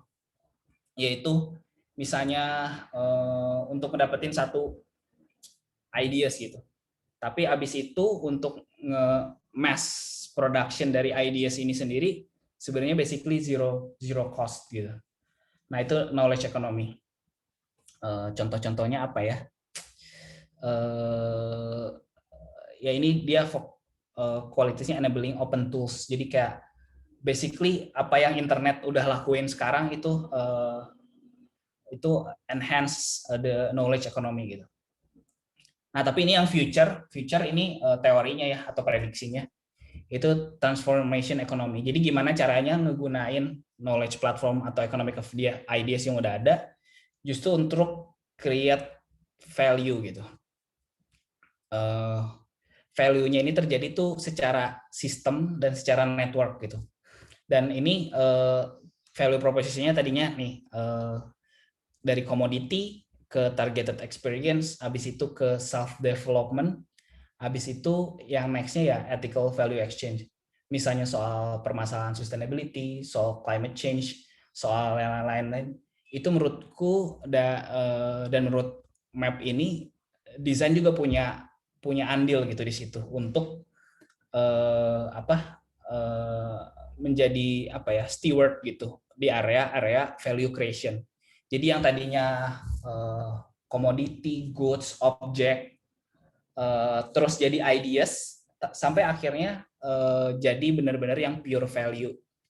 Jadi desain outputnya atau apa yang didesainnya tuh juga terus berkembang gitu seiring berjalannya waktu dan seiring berjalannya perkembangan teknologi, perkembangan ekonomi, perkembangan dunia dan lain-lain. Dan ini disebutnya value frame. Ini pun yang aku baru dapat nih waktu kemarin aku master. Dan ini pun mungkin ya ini karena lagi PSDP, lagi opening, kalian baru mau masuk, ini mungkin kejauhan. Tapi menurutku ini penting untuk juga diketahui dari awal karena desain produk tuh kayak bener kata Kaniko tadi, sesuatu yang sangat luas. Dan ini tuh ngasih lihat gitu possibility-nya sampai sejauh apa dan sampai selebar apa. Dan ini juga bikin kalian karena DP itu ya bener-bener dari peniti sampai pesawat terbang gitu, luas banget. Dan ini tuh jadi aku nggak tahu ini malah bikin kalian bingung atau malah bikin kalian curious gitu terhadap possibility apa aja yang DP product design itu bisa unfold gitu in the future gitu. Oke, itu aja. Sebenarnya dari gue dikit banget, tapi let's discuss karena aku aware tadi konsep-konsepnya pasti ada yang lumayan abstrak. Tapi kalau ngomong soal service design, aku baca tornya lagi ya. Kalau soal service design dan produk, aku rasa ini tuh beyond itu gitu. Jadi justru produk dan service dan experience dan knowledge tadi yang sebenarnya desainer semakin punya andil gitu untuk di situ. Walaupun ini spektrum yang sangat berbeda dari yang tadi Kaniko share, tapi ini yang aku rasa dengan adanya information and communication technology internet, terus industri 4.0 bla bla bla itu, ini jadi memperluas role designer gitu. Dan kalau ngelihat yang ini tadi, ya desain sebrot itu gitu. Dan DP aku rasa mungkin salah satu yang lumayan unfolding to those areas gitu. Karena kalau misalnya DKV, aku rasa lumayan ada specialization. Desain interior juga ada specialization, tapi desain produk sendiri ini udah sangat broad gitu. Dan aku rasa itu justru yang bikin menarik dari DP itu, karena you can define your own product gitu. What is your own output atau outcome yang kalian mau capai gitu. Dan itu benar-benar kalau lihat dari sini benar-benar limitless gitu. Dan benar ini tuh memang nggak di kedisiplinan ilmu desain aja, tapi benar-benar interdisciplinary. Bisa kita nggak mungkin do it by our own discipline, tapi justru ya gimana kita seperti sifatnya output yang didesain yang produk dan service ini ada permeable line. Artinya kita bisa membuat desain ini melebur di keseharian, di berbagai disiplin, dan sifatnya desain tuh bahkan menjadi fasilitator, bukan cuma kreator, tapi yang nge-enhance dan ngedorong si bahkan ke sampai level abstrak yang transformation ekonomi ini gitu. Oke gitu. I hope this makes sense ya. Soalnya aku nggak tahu ini gimana sih cara balik laginya? Bentar. Aku nggak tahu ini sesuatu yang udah disiap diterima oleh anak-anak yang baru mau masuk DP atau gimana nih? Mending kita diskusi aja nih kalau gitu. Oke. Tadi sebenarnya ini banyak banget sih ilmunya tadi. Rasanya tuh kayak malah kayak lagi kuliah gitu Kak. sorry ya. Cuman 10 slide kok ini tuh. Cuma 10 slide tuh. Dikit banget sebenarnya. Cuman ya berarti sudah dibuka ya pertanyaan. Ya. Buka aja langsung aja kita diskusi. Saya ada pertanyaan satu. Well, nggak satu tapi pertama minta maaf ada suara berisik di luar dan how do I put this? Kebanyakan betul Kak untuk saya yang bahkan 19 pun beberapa banyak konsep terbang di atas kepala saya Kak. Tapi mungkin untuk memperjelas saya ingin bertanya, kalau biasanya kan ada ekonomi of produk objek gitu, dan perbedaannya di ekonomi of ideas itu currency-nya itu apa ya Kak? Kalau misalnya memakai analogi ekonomi gitu, yang diperjualkan itu berarti apakah misalnya outputnya karya ilmiah kah, atau misalnya service, misalnya training ke karyawan gitu. Misalnya saya masih belum kebayang outputnya apa gitu di spektrum sisi ujung sini gitu. Terima kasih Kak. Oke, sebenarnya macam-macam kan ya. Jadi kalau ngelihat dari sisi tangibility-nya ini tadi ya, sebenarnya teaching aja sendiri ini kan kalian bisa ngedesain gitu how we teach. Terus kayak teaching effectively itu gimana? Usernya tuh kan students-nya. Dan itu pun sebenarnya kalau itu ngelihat itu teaching sebagai service, itu tuh juga bisa didesain gitu. Kita bisa intentionally develop gimana teaching yang paling efektif dan lain-lain gitu. Jadi kan ya kalau gitu outputnya teachingnya sendiri, mekanismenya atau SOP-nya atau mungkin perancangan kurikulumnya. Jadi itu tuh juga an act of planning kan. Jadi menurutku itu seperti itu. Tapi kalau misalnya kayak kalau sekarang yang lagi rame ya startup atau apa, ya emang outputnya adalah user interface yang abis itu orang interact sama user interface itu gimana? Kayak human computer interaction kan, kayak kita misalnya apps, oh ini stepnya cepet banget, gue udah bisa booking hotel. Kalau misalnya case-nya di aku ya di tiket. Terus gimana dia bisa efficiently dapetin tiket, terus abis itu nge-redeem tiketnya di airport tuh gampang. Dan di airport juga ada physical touch point kan. Jadi aku tuh nggak mau kayak digitalisasi atau internet itu tuh membuat kita lupa kalau tetap aja dunia nyata tuh akan selalu ada touch point-nya gitu. Jadi makanya service design di situ tuh bukan cuma ngedesain sesuatu digital, tapi juga mikirin gimana ini tuh berdampak di dunia nyata gitu. Jadi ya itu tadi outcome-nya adalah experience construct mungkin. Kalau aku nyebutnya experience construct. Jadi titik-titik yang mengkonstruksi pengalaman kita. Kayak kalau misalnya ngomong case aku di tiket, ya berarti user interface-nya di apps-nya itu experience construct pertama. Habis itu mungkin payment system, berarti habis itu gimana banking service ini bisa integrate sama apps aku untuk ngasih payment experience yang enak. Nah itu experience construct kedua. Habis itu kalau tiketnya udah kebeli nih, gimana di airport nge-redeem atau nge-print di misalnya ada mesinnya. Nah itu experience construct ketiga. Gimana itu mudah, gimana itu seamless. Habis itu naik pesawat, gimana airlines-nya itu ngasih kalau lagi COVID gini proteksi ke misalnya ada HEPA filter, ada apa. Terus gimana pramugarinya itu bisa melayani dengan baik. Nah itu juga experience construct.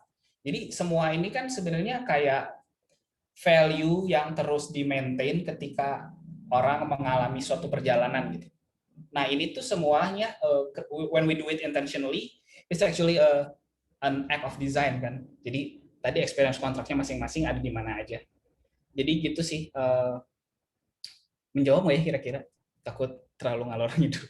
Lebih terbayang Kak, saya lebih terbayang ya. Jadi melanjutkan line of inquiry ini, tadi kan Kakak sempat mengangkut mendesain misalnya kurikulum atau pengajaran yang seperti itu ya Kak.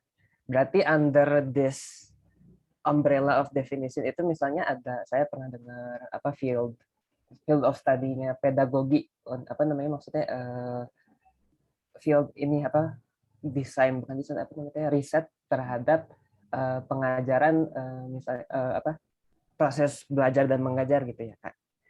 Ya. Jadi jadi kalau misalnya kami sebagai desainer ingin misalnya ingin berjalan ke arah spektrum yang lebih intangible gitu. Berarti salah satu misalnya avenue yang kami bisa masukin itu berarti misalnya ingin mendesain sebuah proses belajar mengajar atau misalnya classroom-nya atau cara mengajar gurunya begitu ya Kak ya? Ya itu bisa karena itu desain as a yang noun 2 ini nih, plan atau intention kan. Jadi kalau ini aku ada materi satu lagi sih. Itu tuh masuknya ini nih, design your design work. Jadi meta. Jadi designing your design work karena kan misalnya kita kan pasti ada tahu lah ikut pedagogi tertentu dan lain-lain. Tapi kan sebenarnya itu sangat kontekstual dengan masalah yang kita hadapi. Jadi kita sebenarnya bisa mendesain sendiri framework yang kita mau pakai kan untuk misalnya tadi kurikulum atau apa, atau bahkan ya desain proses kita sendiri nih. Kita mau misalnya mau ngedesain barang untuk misalnya komunitas tertentu. Tapi kan kita nge-frame problemnya, nge-frame nge-frame apa yang mau kita solve dan lain-lain kan sebenarnya beneran kontekstual sama problemnya gitu. Makanya kalau di sini itu tuh kan disebutnya mass customization, sangat customized, sangat kontekstual, sehingga sebenarnya designing your design work juga adalah act of design gitu. Karena ya noun kedua gitu. Design is to design a design, to produce a design. Baru desain yang terakhir adalah yang outputnya gitu. Misalnya kurikulumnya, atau mungkin ngedesainin ya objeknya, atau apapun lah experience contract yang terakhir. Tapi ya di proses itu tuh akan melalui seperti ini sih kurang lebih. Gitu. Lebih mengerti Kak ya. I hope this makes sense ya. Soalnya aku kemarin pas disuruh service design karena kayaknya kalau ngomong service design tuh service yang lebih intangible aja itu tuh kayaknya kayak sebagian doang gitu.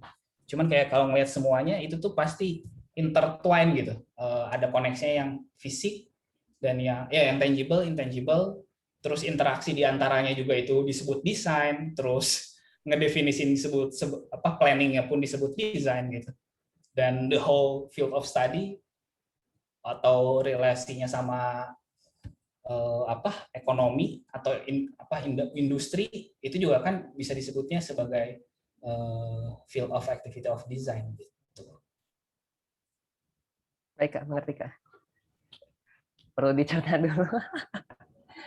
Mungkin ingin menambahkan saja untuk yang angkatan 20, saya pikir ada jembatan untuk mengerti, jadi bisa disimpan presentasi ini karena nanti tahun ketiga itu ada kelas yang bisa menjembatani topik ini gitu. Saya pikir kalau nggak salah ada manajemen desain, salah satunya yang wajib itu saya pikir bisa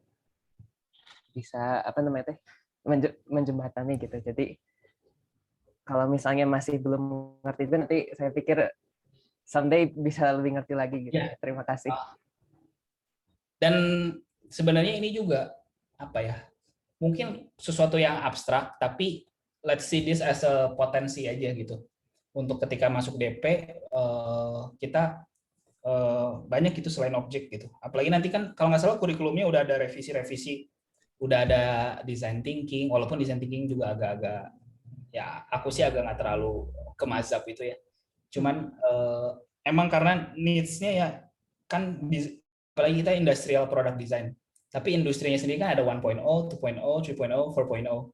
So the industry is changing. Apakah kedisiplinan ilmu industrial design itu juga berubah? Kalau aku ngelihatnya bukan berubah sih, tapi berkembang gitu. Jadi expanding. Jadi nggak meninggalkan yang lama juga karena pas ngelihat tadi ya physical product juga sangat penting gitu. Karena itu tetap jadi touch point ke orang gitu. Gitu. Baik Kak, terima kasih Kak. Ya. Makasih Kak Niko, nih kayaknya percakapan Faras sama percakapan Kak Steven sangat insightful ya. Tapi aku pengen lebih inklusif sih. Jadi ini takutnya terlalu konsep-konsep yang terlalu eksklusif. Kalau ada yang misalnya nggak ngerti atau apa, aku mau coba jelasin lebih ini lagi sih. Kalau ada part yang mana yang mungkin bisa lebih inklusif gitu dijelasin. Mungkin teman-teman dari 20 juga bisa ikutan diskusi ya. Misalnya ini ada yang kurang jelas, boleh langsung bilang aja. Gitu. Benar juga sih kata Faras tadi, untuk teman-teman dari 20 ini materinya agak menyinggung ini. Soalnya kayak aku sendiri dapat vibe jadi kayak matkulnya Pak Syarif nih dari awal. Betul. Aduh sorry ya. Gak apa-apa, justru biar teman-teman dari 20 juga ada gambaran. Soalnya emang bener UI UX tuh tadinya juga kayak itu kan turunannya dari human computer interaction di bidang IT. Tapi itu tuh masuk ke desain nggak sih gitu kan?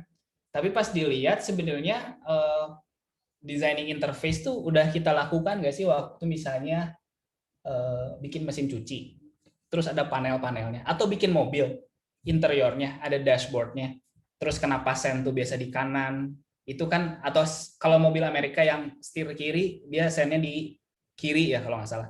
Nah itu tuh kan juga capturing culture atau konteks di satu area kan, dan capturing human behavior juga. Nah itu tuh actually UI design dan UX design, tapi bahkan ke level yang tacit atau tactile yang physical object gitu.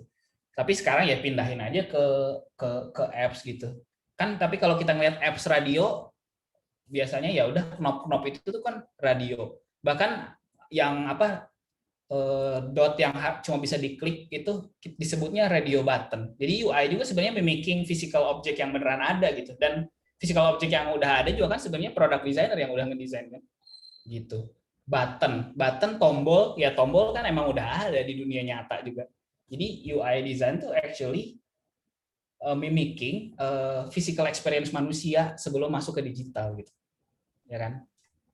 Jadi tetap sangat-sangat relevan gitu si product design ini ke kalaupun nanti mau ke digital atau ke experience atau ke online. Cuman noun 3-nya doang gitu, yang noun 3-nya doang yang beda-beda. Tapi aku rasa noun 1, verb, dan noun 2 ini tuh ya basically kita akan selalu ngelakuin gitu, regardless of the outcome.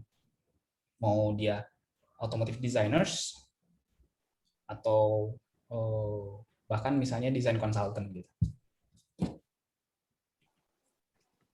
Ada lagi mungkin? Iya, kita masih ada waktu 3 menit lah. Teman-teman dari 20 nggak ada nih yang mau ikutan diskusi atau mau nanya gitu. Mumpung ada Kak Steven ya soalnya. Nanti ke depannya kalau Kak Steven udah nggak ada, nanti takutnya susah lagi mau nanyanya. Lihat tornya kali ya. Aku mau coba jawab-jawab ya. Yang ini mungkin Kak, prediksi Kak Steven nih untuk desain service di masa mendatang, khususnya di Indonesia. Oke. Jadi kalau oh ya sorry, ada yang nanya dulu. Tadi ada yang mau nanya. Maaf, aku pengen nanya nih Kak. Kalau tapi sebelumnya yang dari 20 beneran nggak ada yang nanya nih. Kalau nggak ada aku pengen nanya. Iya. Aman ya berarti. Aman. Yo, Sebenarnya mungkin unrelated sama topik yang barusan udah dibahas sama Faras. Ini lebih kayak back to basic gitu sih Kak. Mungkin dari definisi desain sendiri itu, kita tuh kan dari awal, mungkin dari awal masuk prodi sampai sekarang pun ya, selalu ada aja pertanyaan kalau kuliah tuh definisi desain itu apa sih? Dan yang aku sadarin tuh aku tiap tahun tuh definisi desain yang aku ketahui itu berubah terus gitu. Dan kalau untuk sekarang ya aku setuju sama Kak Steven tadi yang bilang kalau desain itu planning. Tapi tuh aku jadi kepikiran desain itu apakah sinonimnya planning gitu? Adakah perbedaannya gitu? Maksudnya kenapa dua kata ini masih dipisah gitu? Kalau mungkin di di base-nya tuh it's the same thing gitu. Itu sih Kak, aku penasaran aja. Nah, aku sebenarnya kalau secara terminologi nggak terlalu ngulik lagi lebih banyak secara terminologi per se-nya. Tapi ya kalau ngelihat dari sini ya, tadi ya desain tuh planning bisa, kan noun 2 ini. Terus desain itu general field of activity bisa, desain itu a verb, action-nya sendiri ya bisa gitu. Terus outcome-nya sendiri, desain tuh adalah barang, itu juga bisa gitu. Jadi kalau aku ngelihatnya, apa ya, kadang ya desain dan planning itu kan sesuatu yang gatekeeping. Kalau arsitek desainer bukan. Kan dia beda fakultas, tapi desainer bukan arsitek, tapi desainer juga kan arsitek kan. Iya, Kak. Jadi kayak I think ya desain bisa lebih broad dan inklusif sih untuk dan tergantung konteksnya. Ini kalau kita ngomong noun 1 atau kita ngomong verb atau noun 2 atau noun 3 gitu. Mungkin yang penjurusan atau fakultas yang lainnya itu banyaknya tuh perbedaannya di noun 3-nya aja kan. Kayak the finished outcome-nya aja. Kayak ketika desainnya rumah produk bukan, rumah juga produk kalau menurut saya. Jadi arsitek juga bisa jadi produk desain. Pak Dedi arsitek bukan Pak Dedi arsitek kan. Iya. Jadi kan kayak dia tapi kaprodi desain produk gitu. Jadi menurutku ya mungkin ya ngelihat konteks interdisiplin ini, ya disiplin tuh semakin bisa blur sih. Walaupun disiplin keilmuan tuh ada spesialisasi dan pendalamannya masing-masing, tapi aku rasa mungkin lebih banyak kalau spesialisasi dan pendalaman tuh di noun 3, di finished outcome-nya. Karena kan pasti ada technical capabilities nih, yang kayak berhubungan dengan materials, dengan teknologi yang lebih spesifik lagi. Ketika itu adalah spektrum di finish outcome-nya gitu. Tapi kalau misalnya yang di abstract level-nya, yang general field of activity, the action itself, the planning, the intention itself, menurutku bisa jadi itu sesuatu yang interdisiplin atau bahkan anti disiplin gitu ya. Karena ya itu sesuatu yang bisa didefinisikan dan dimiliki bersama sih. Dan mungkin kalau proses kolaborasi dengan disiplin keilmuan lain tuh terjadi di noun 1, verb dan noun 2, benar nggak? Tapi di noun 3 adalah fasenya spesialisasi masing-masing untuk produce finish outcome masing-masing juga. Gitu. Tapi ya kalau dari noun 1 ke verb ke noun 2 ya sebenarnya itu collaboration process dan tidak dimiliki semata-mata oleh desainer gitu. Makanya aku sebenarnya ada materi lagi nih, tapi itu ya designerly thinking ini. Tapi nanti aku bakal share ini nih link tree aku. Ini semuanya sebenarnya ada resource-nya. Nanti gimana ya ini? Aku bingung ini sebenarnya kalau chat tuh kemana nih? Ini tuh ada di Instagramnya kakak bukan ya? Aku kayak Oh pernah iya, buka iya, deh. ada. Ya, link tree-nya ini nih. Nanti ada resources juga Iya. kayak materi-materi gitu. Nanti bisa aku share ke yang lain. Aku ada linknya kok. Ya, oke. Terima kasih. Jadi mungkin berarti kalau dari yang pemaparan kakak, penjelasan kakak tadi, jadi sebenarnya tuh misalnya kalau aku mau bilang, aku misalnya mau liburan keluarga, terus aku mikirin kita mau berangkat naik apa, mau nginep di mana, bla bla bla, itu pun bisa disebut dengan proses desain gitu ya kak? Ya, dan bahkan service design yang terjadi. Jadi kalau kalian tahu di Singapura, government-nya tuh punya design team yang ngurusin benar-benar service design tourism. Jadi gimana mereka landing di Changi, habis itu gimana antriannya, terus proses imigrasi dan lain-lain. Itu tuh basically ada design team yang beneran ngurusin experience ketika turis nyampe ke Changi, atau bahkan yang sekarang lagi ramai ya mungkin dia bikin ini kan pas COVID ini bikin turis bubble gitu kan. Aku pun juga sebenarnya nggak terlalu detailnya gimana, tapi gimana caranya nggak usah karantina, nggak usah tes, itu tuh bisa ke Changi dan bisa ya correct me if I'm wrong, tapi bisa nge-enable tourism gitu. Nah itu tuh ada satu di government, ada satu service design timnya dari si Singapura ini, dan itu yang mereka lakukan gitu. Cuman kalau ya tadi misalnya kamu nanya kamu mau liburan keluarga, terus nge-plan itinerary-nya dan lain-lain, terus kamu menjaga supaya semuanya tetap happy, berarti ke misalnya ke pasar tertentu supaya mamah kamu fulfill needs-nya. Terus usernya siapa lagi? Adik kamu yang emang pengen ke misalnya theme park supaya ke fulfill needs-nya. Kalau kamu beneran nge-plan dan consider semua hal itu, sebenarnya kamu kan mau coba create satu experience yang menyenangkan buat trip keluarga kamu. And it's an act of design, I think, yang verb itu tuh. Gitu. Jadi ya, it's no longer dimiliki gitu oleh satu ini tertentu. Dan bahkan kita kalau ngedesain sesuatu juga kan beneran emang, oh ini targetnya siapa, kebutuhannya apa, kira-kira butuh memenuhi kebutuhannya gimana. Jadi ya itu basically an ability gitu, bukan cuma metode atau disiplin. Oke kak, jadi emang udah lebih kayak apa ya? Ngomongnya gimana? Kayak emang udah built-in di manusia gitu. Itu emang udah skillnya manusia yang kita punya dari lahir untuk membuat sesuatu to fit our needs gitu. Iya. Oke deh. Terima kasih banyak kak udah lumayan clear. Dan ini pun aku rasa terjadi di teknologi ya atau teknik. Kan yang awalnya tadi useful science. Jadi science yang abstrak terus melebur di keseharian. Misalnya ya misalnya di pertukangan atau di apa gitu. Itu kan dia misalnya tukang pakai linggis. Itu dia scientist yang melakukan percobaan hukum Newton gimana gitu. Enggak kan, tapi actually applying the principles, applying the knowledge, the science to practical usage gitu. Dan aku rasa desain itu juga bisa seperti itu gitu.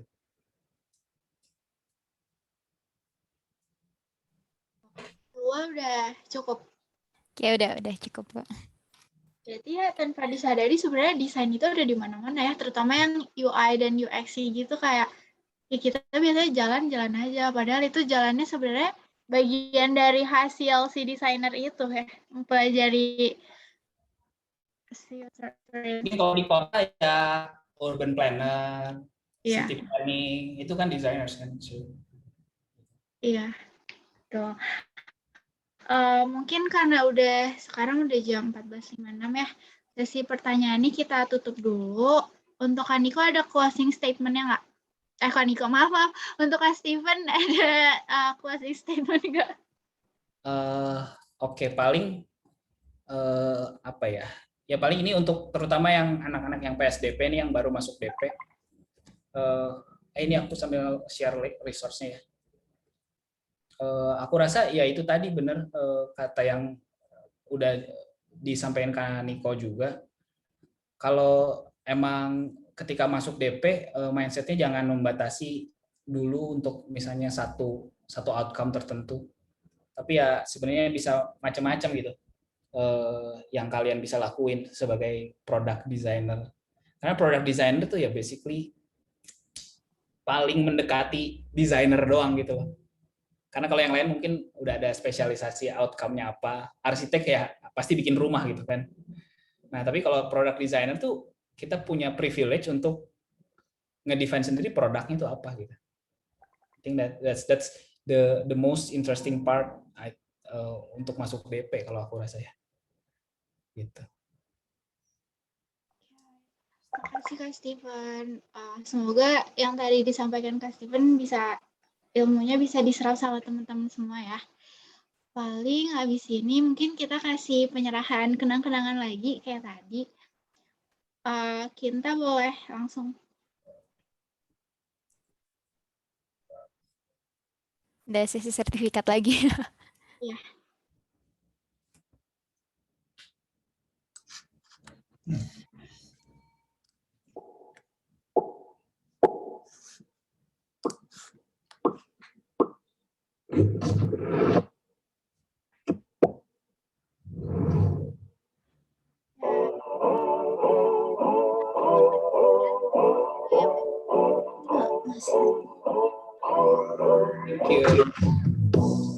Oke, sebentar.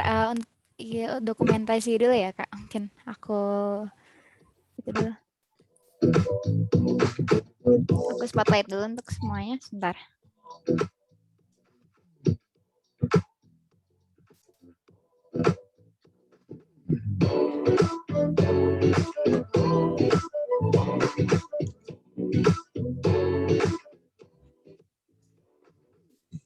Oke, mungkin apa namanya?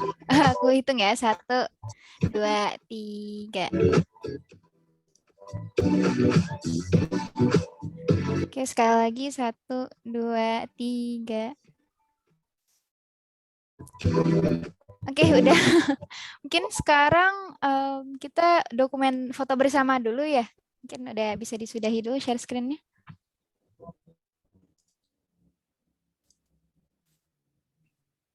Nah, oke. Semuanya bisa on cam dulu nggak ya? Kita mau foto dulu bareng-bareng. On cam dulu bentar. Nih baru apa setengahnya nih.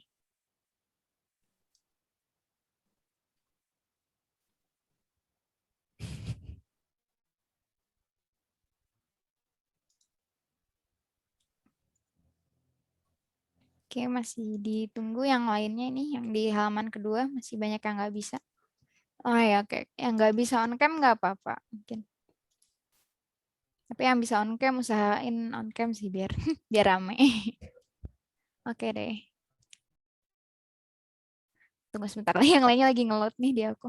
Oke deh, aku foto ya, aku hitung halaman pertama dulu. Oke, 1, 2, 3. Oke, sekali lagi ya. Untuk halaman pertama, karena ada beberapa yang baru nge-load nih. 1, 2, 3. Oke, halaman keduanya. 1, 2, 3. Oke deh, udahan. Oke, makasih. Balik ke Hasya lagi ya untuk penutupan. Thank you, Hilwa. Sekali lagi makasih banyak untuk Kak Niko dan Kak Steven sebagai narasumber dan pembicara hari ini. Mudah-mudahan teman-teman dari sini dapat inspirasinya dan dapat ilmunya dan dapat gambaran nih ke depannya di DP bakal ngapain aja gitu. Mungkin kita cukupkan sampai sini dulu untuk hari ini. Mudah-mudahan Kak Niko, Kak Steven, dan teman-teman semua sehat-sehat terus. Selamat sore. Assalamualaikum warahmatullahi wabarakatuh. Waalaikumsalam. Thank you semua. Terima kasih Oh ya, Kak. untuk Terima 20 kasih, jangan lupa teman-teman. isi presensi ya. Ya, Kak. kasih semua, dadah. Oke, terima kasih semuanya udah hadir hari ini. Terima kasih Kak Niko. Terima kasih Kak Steven.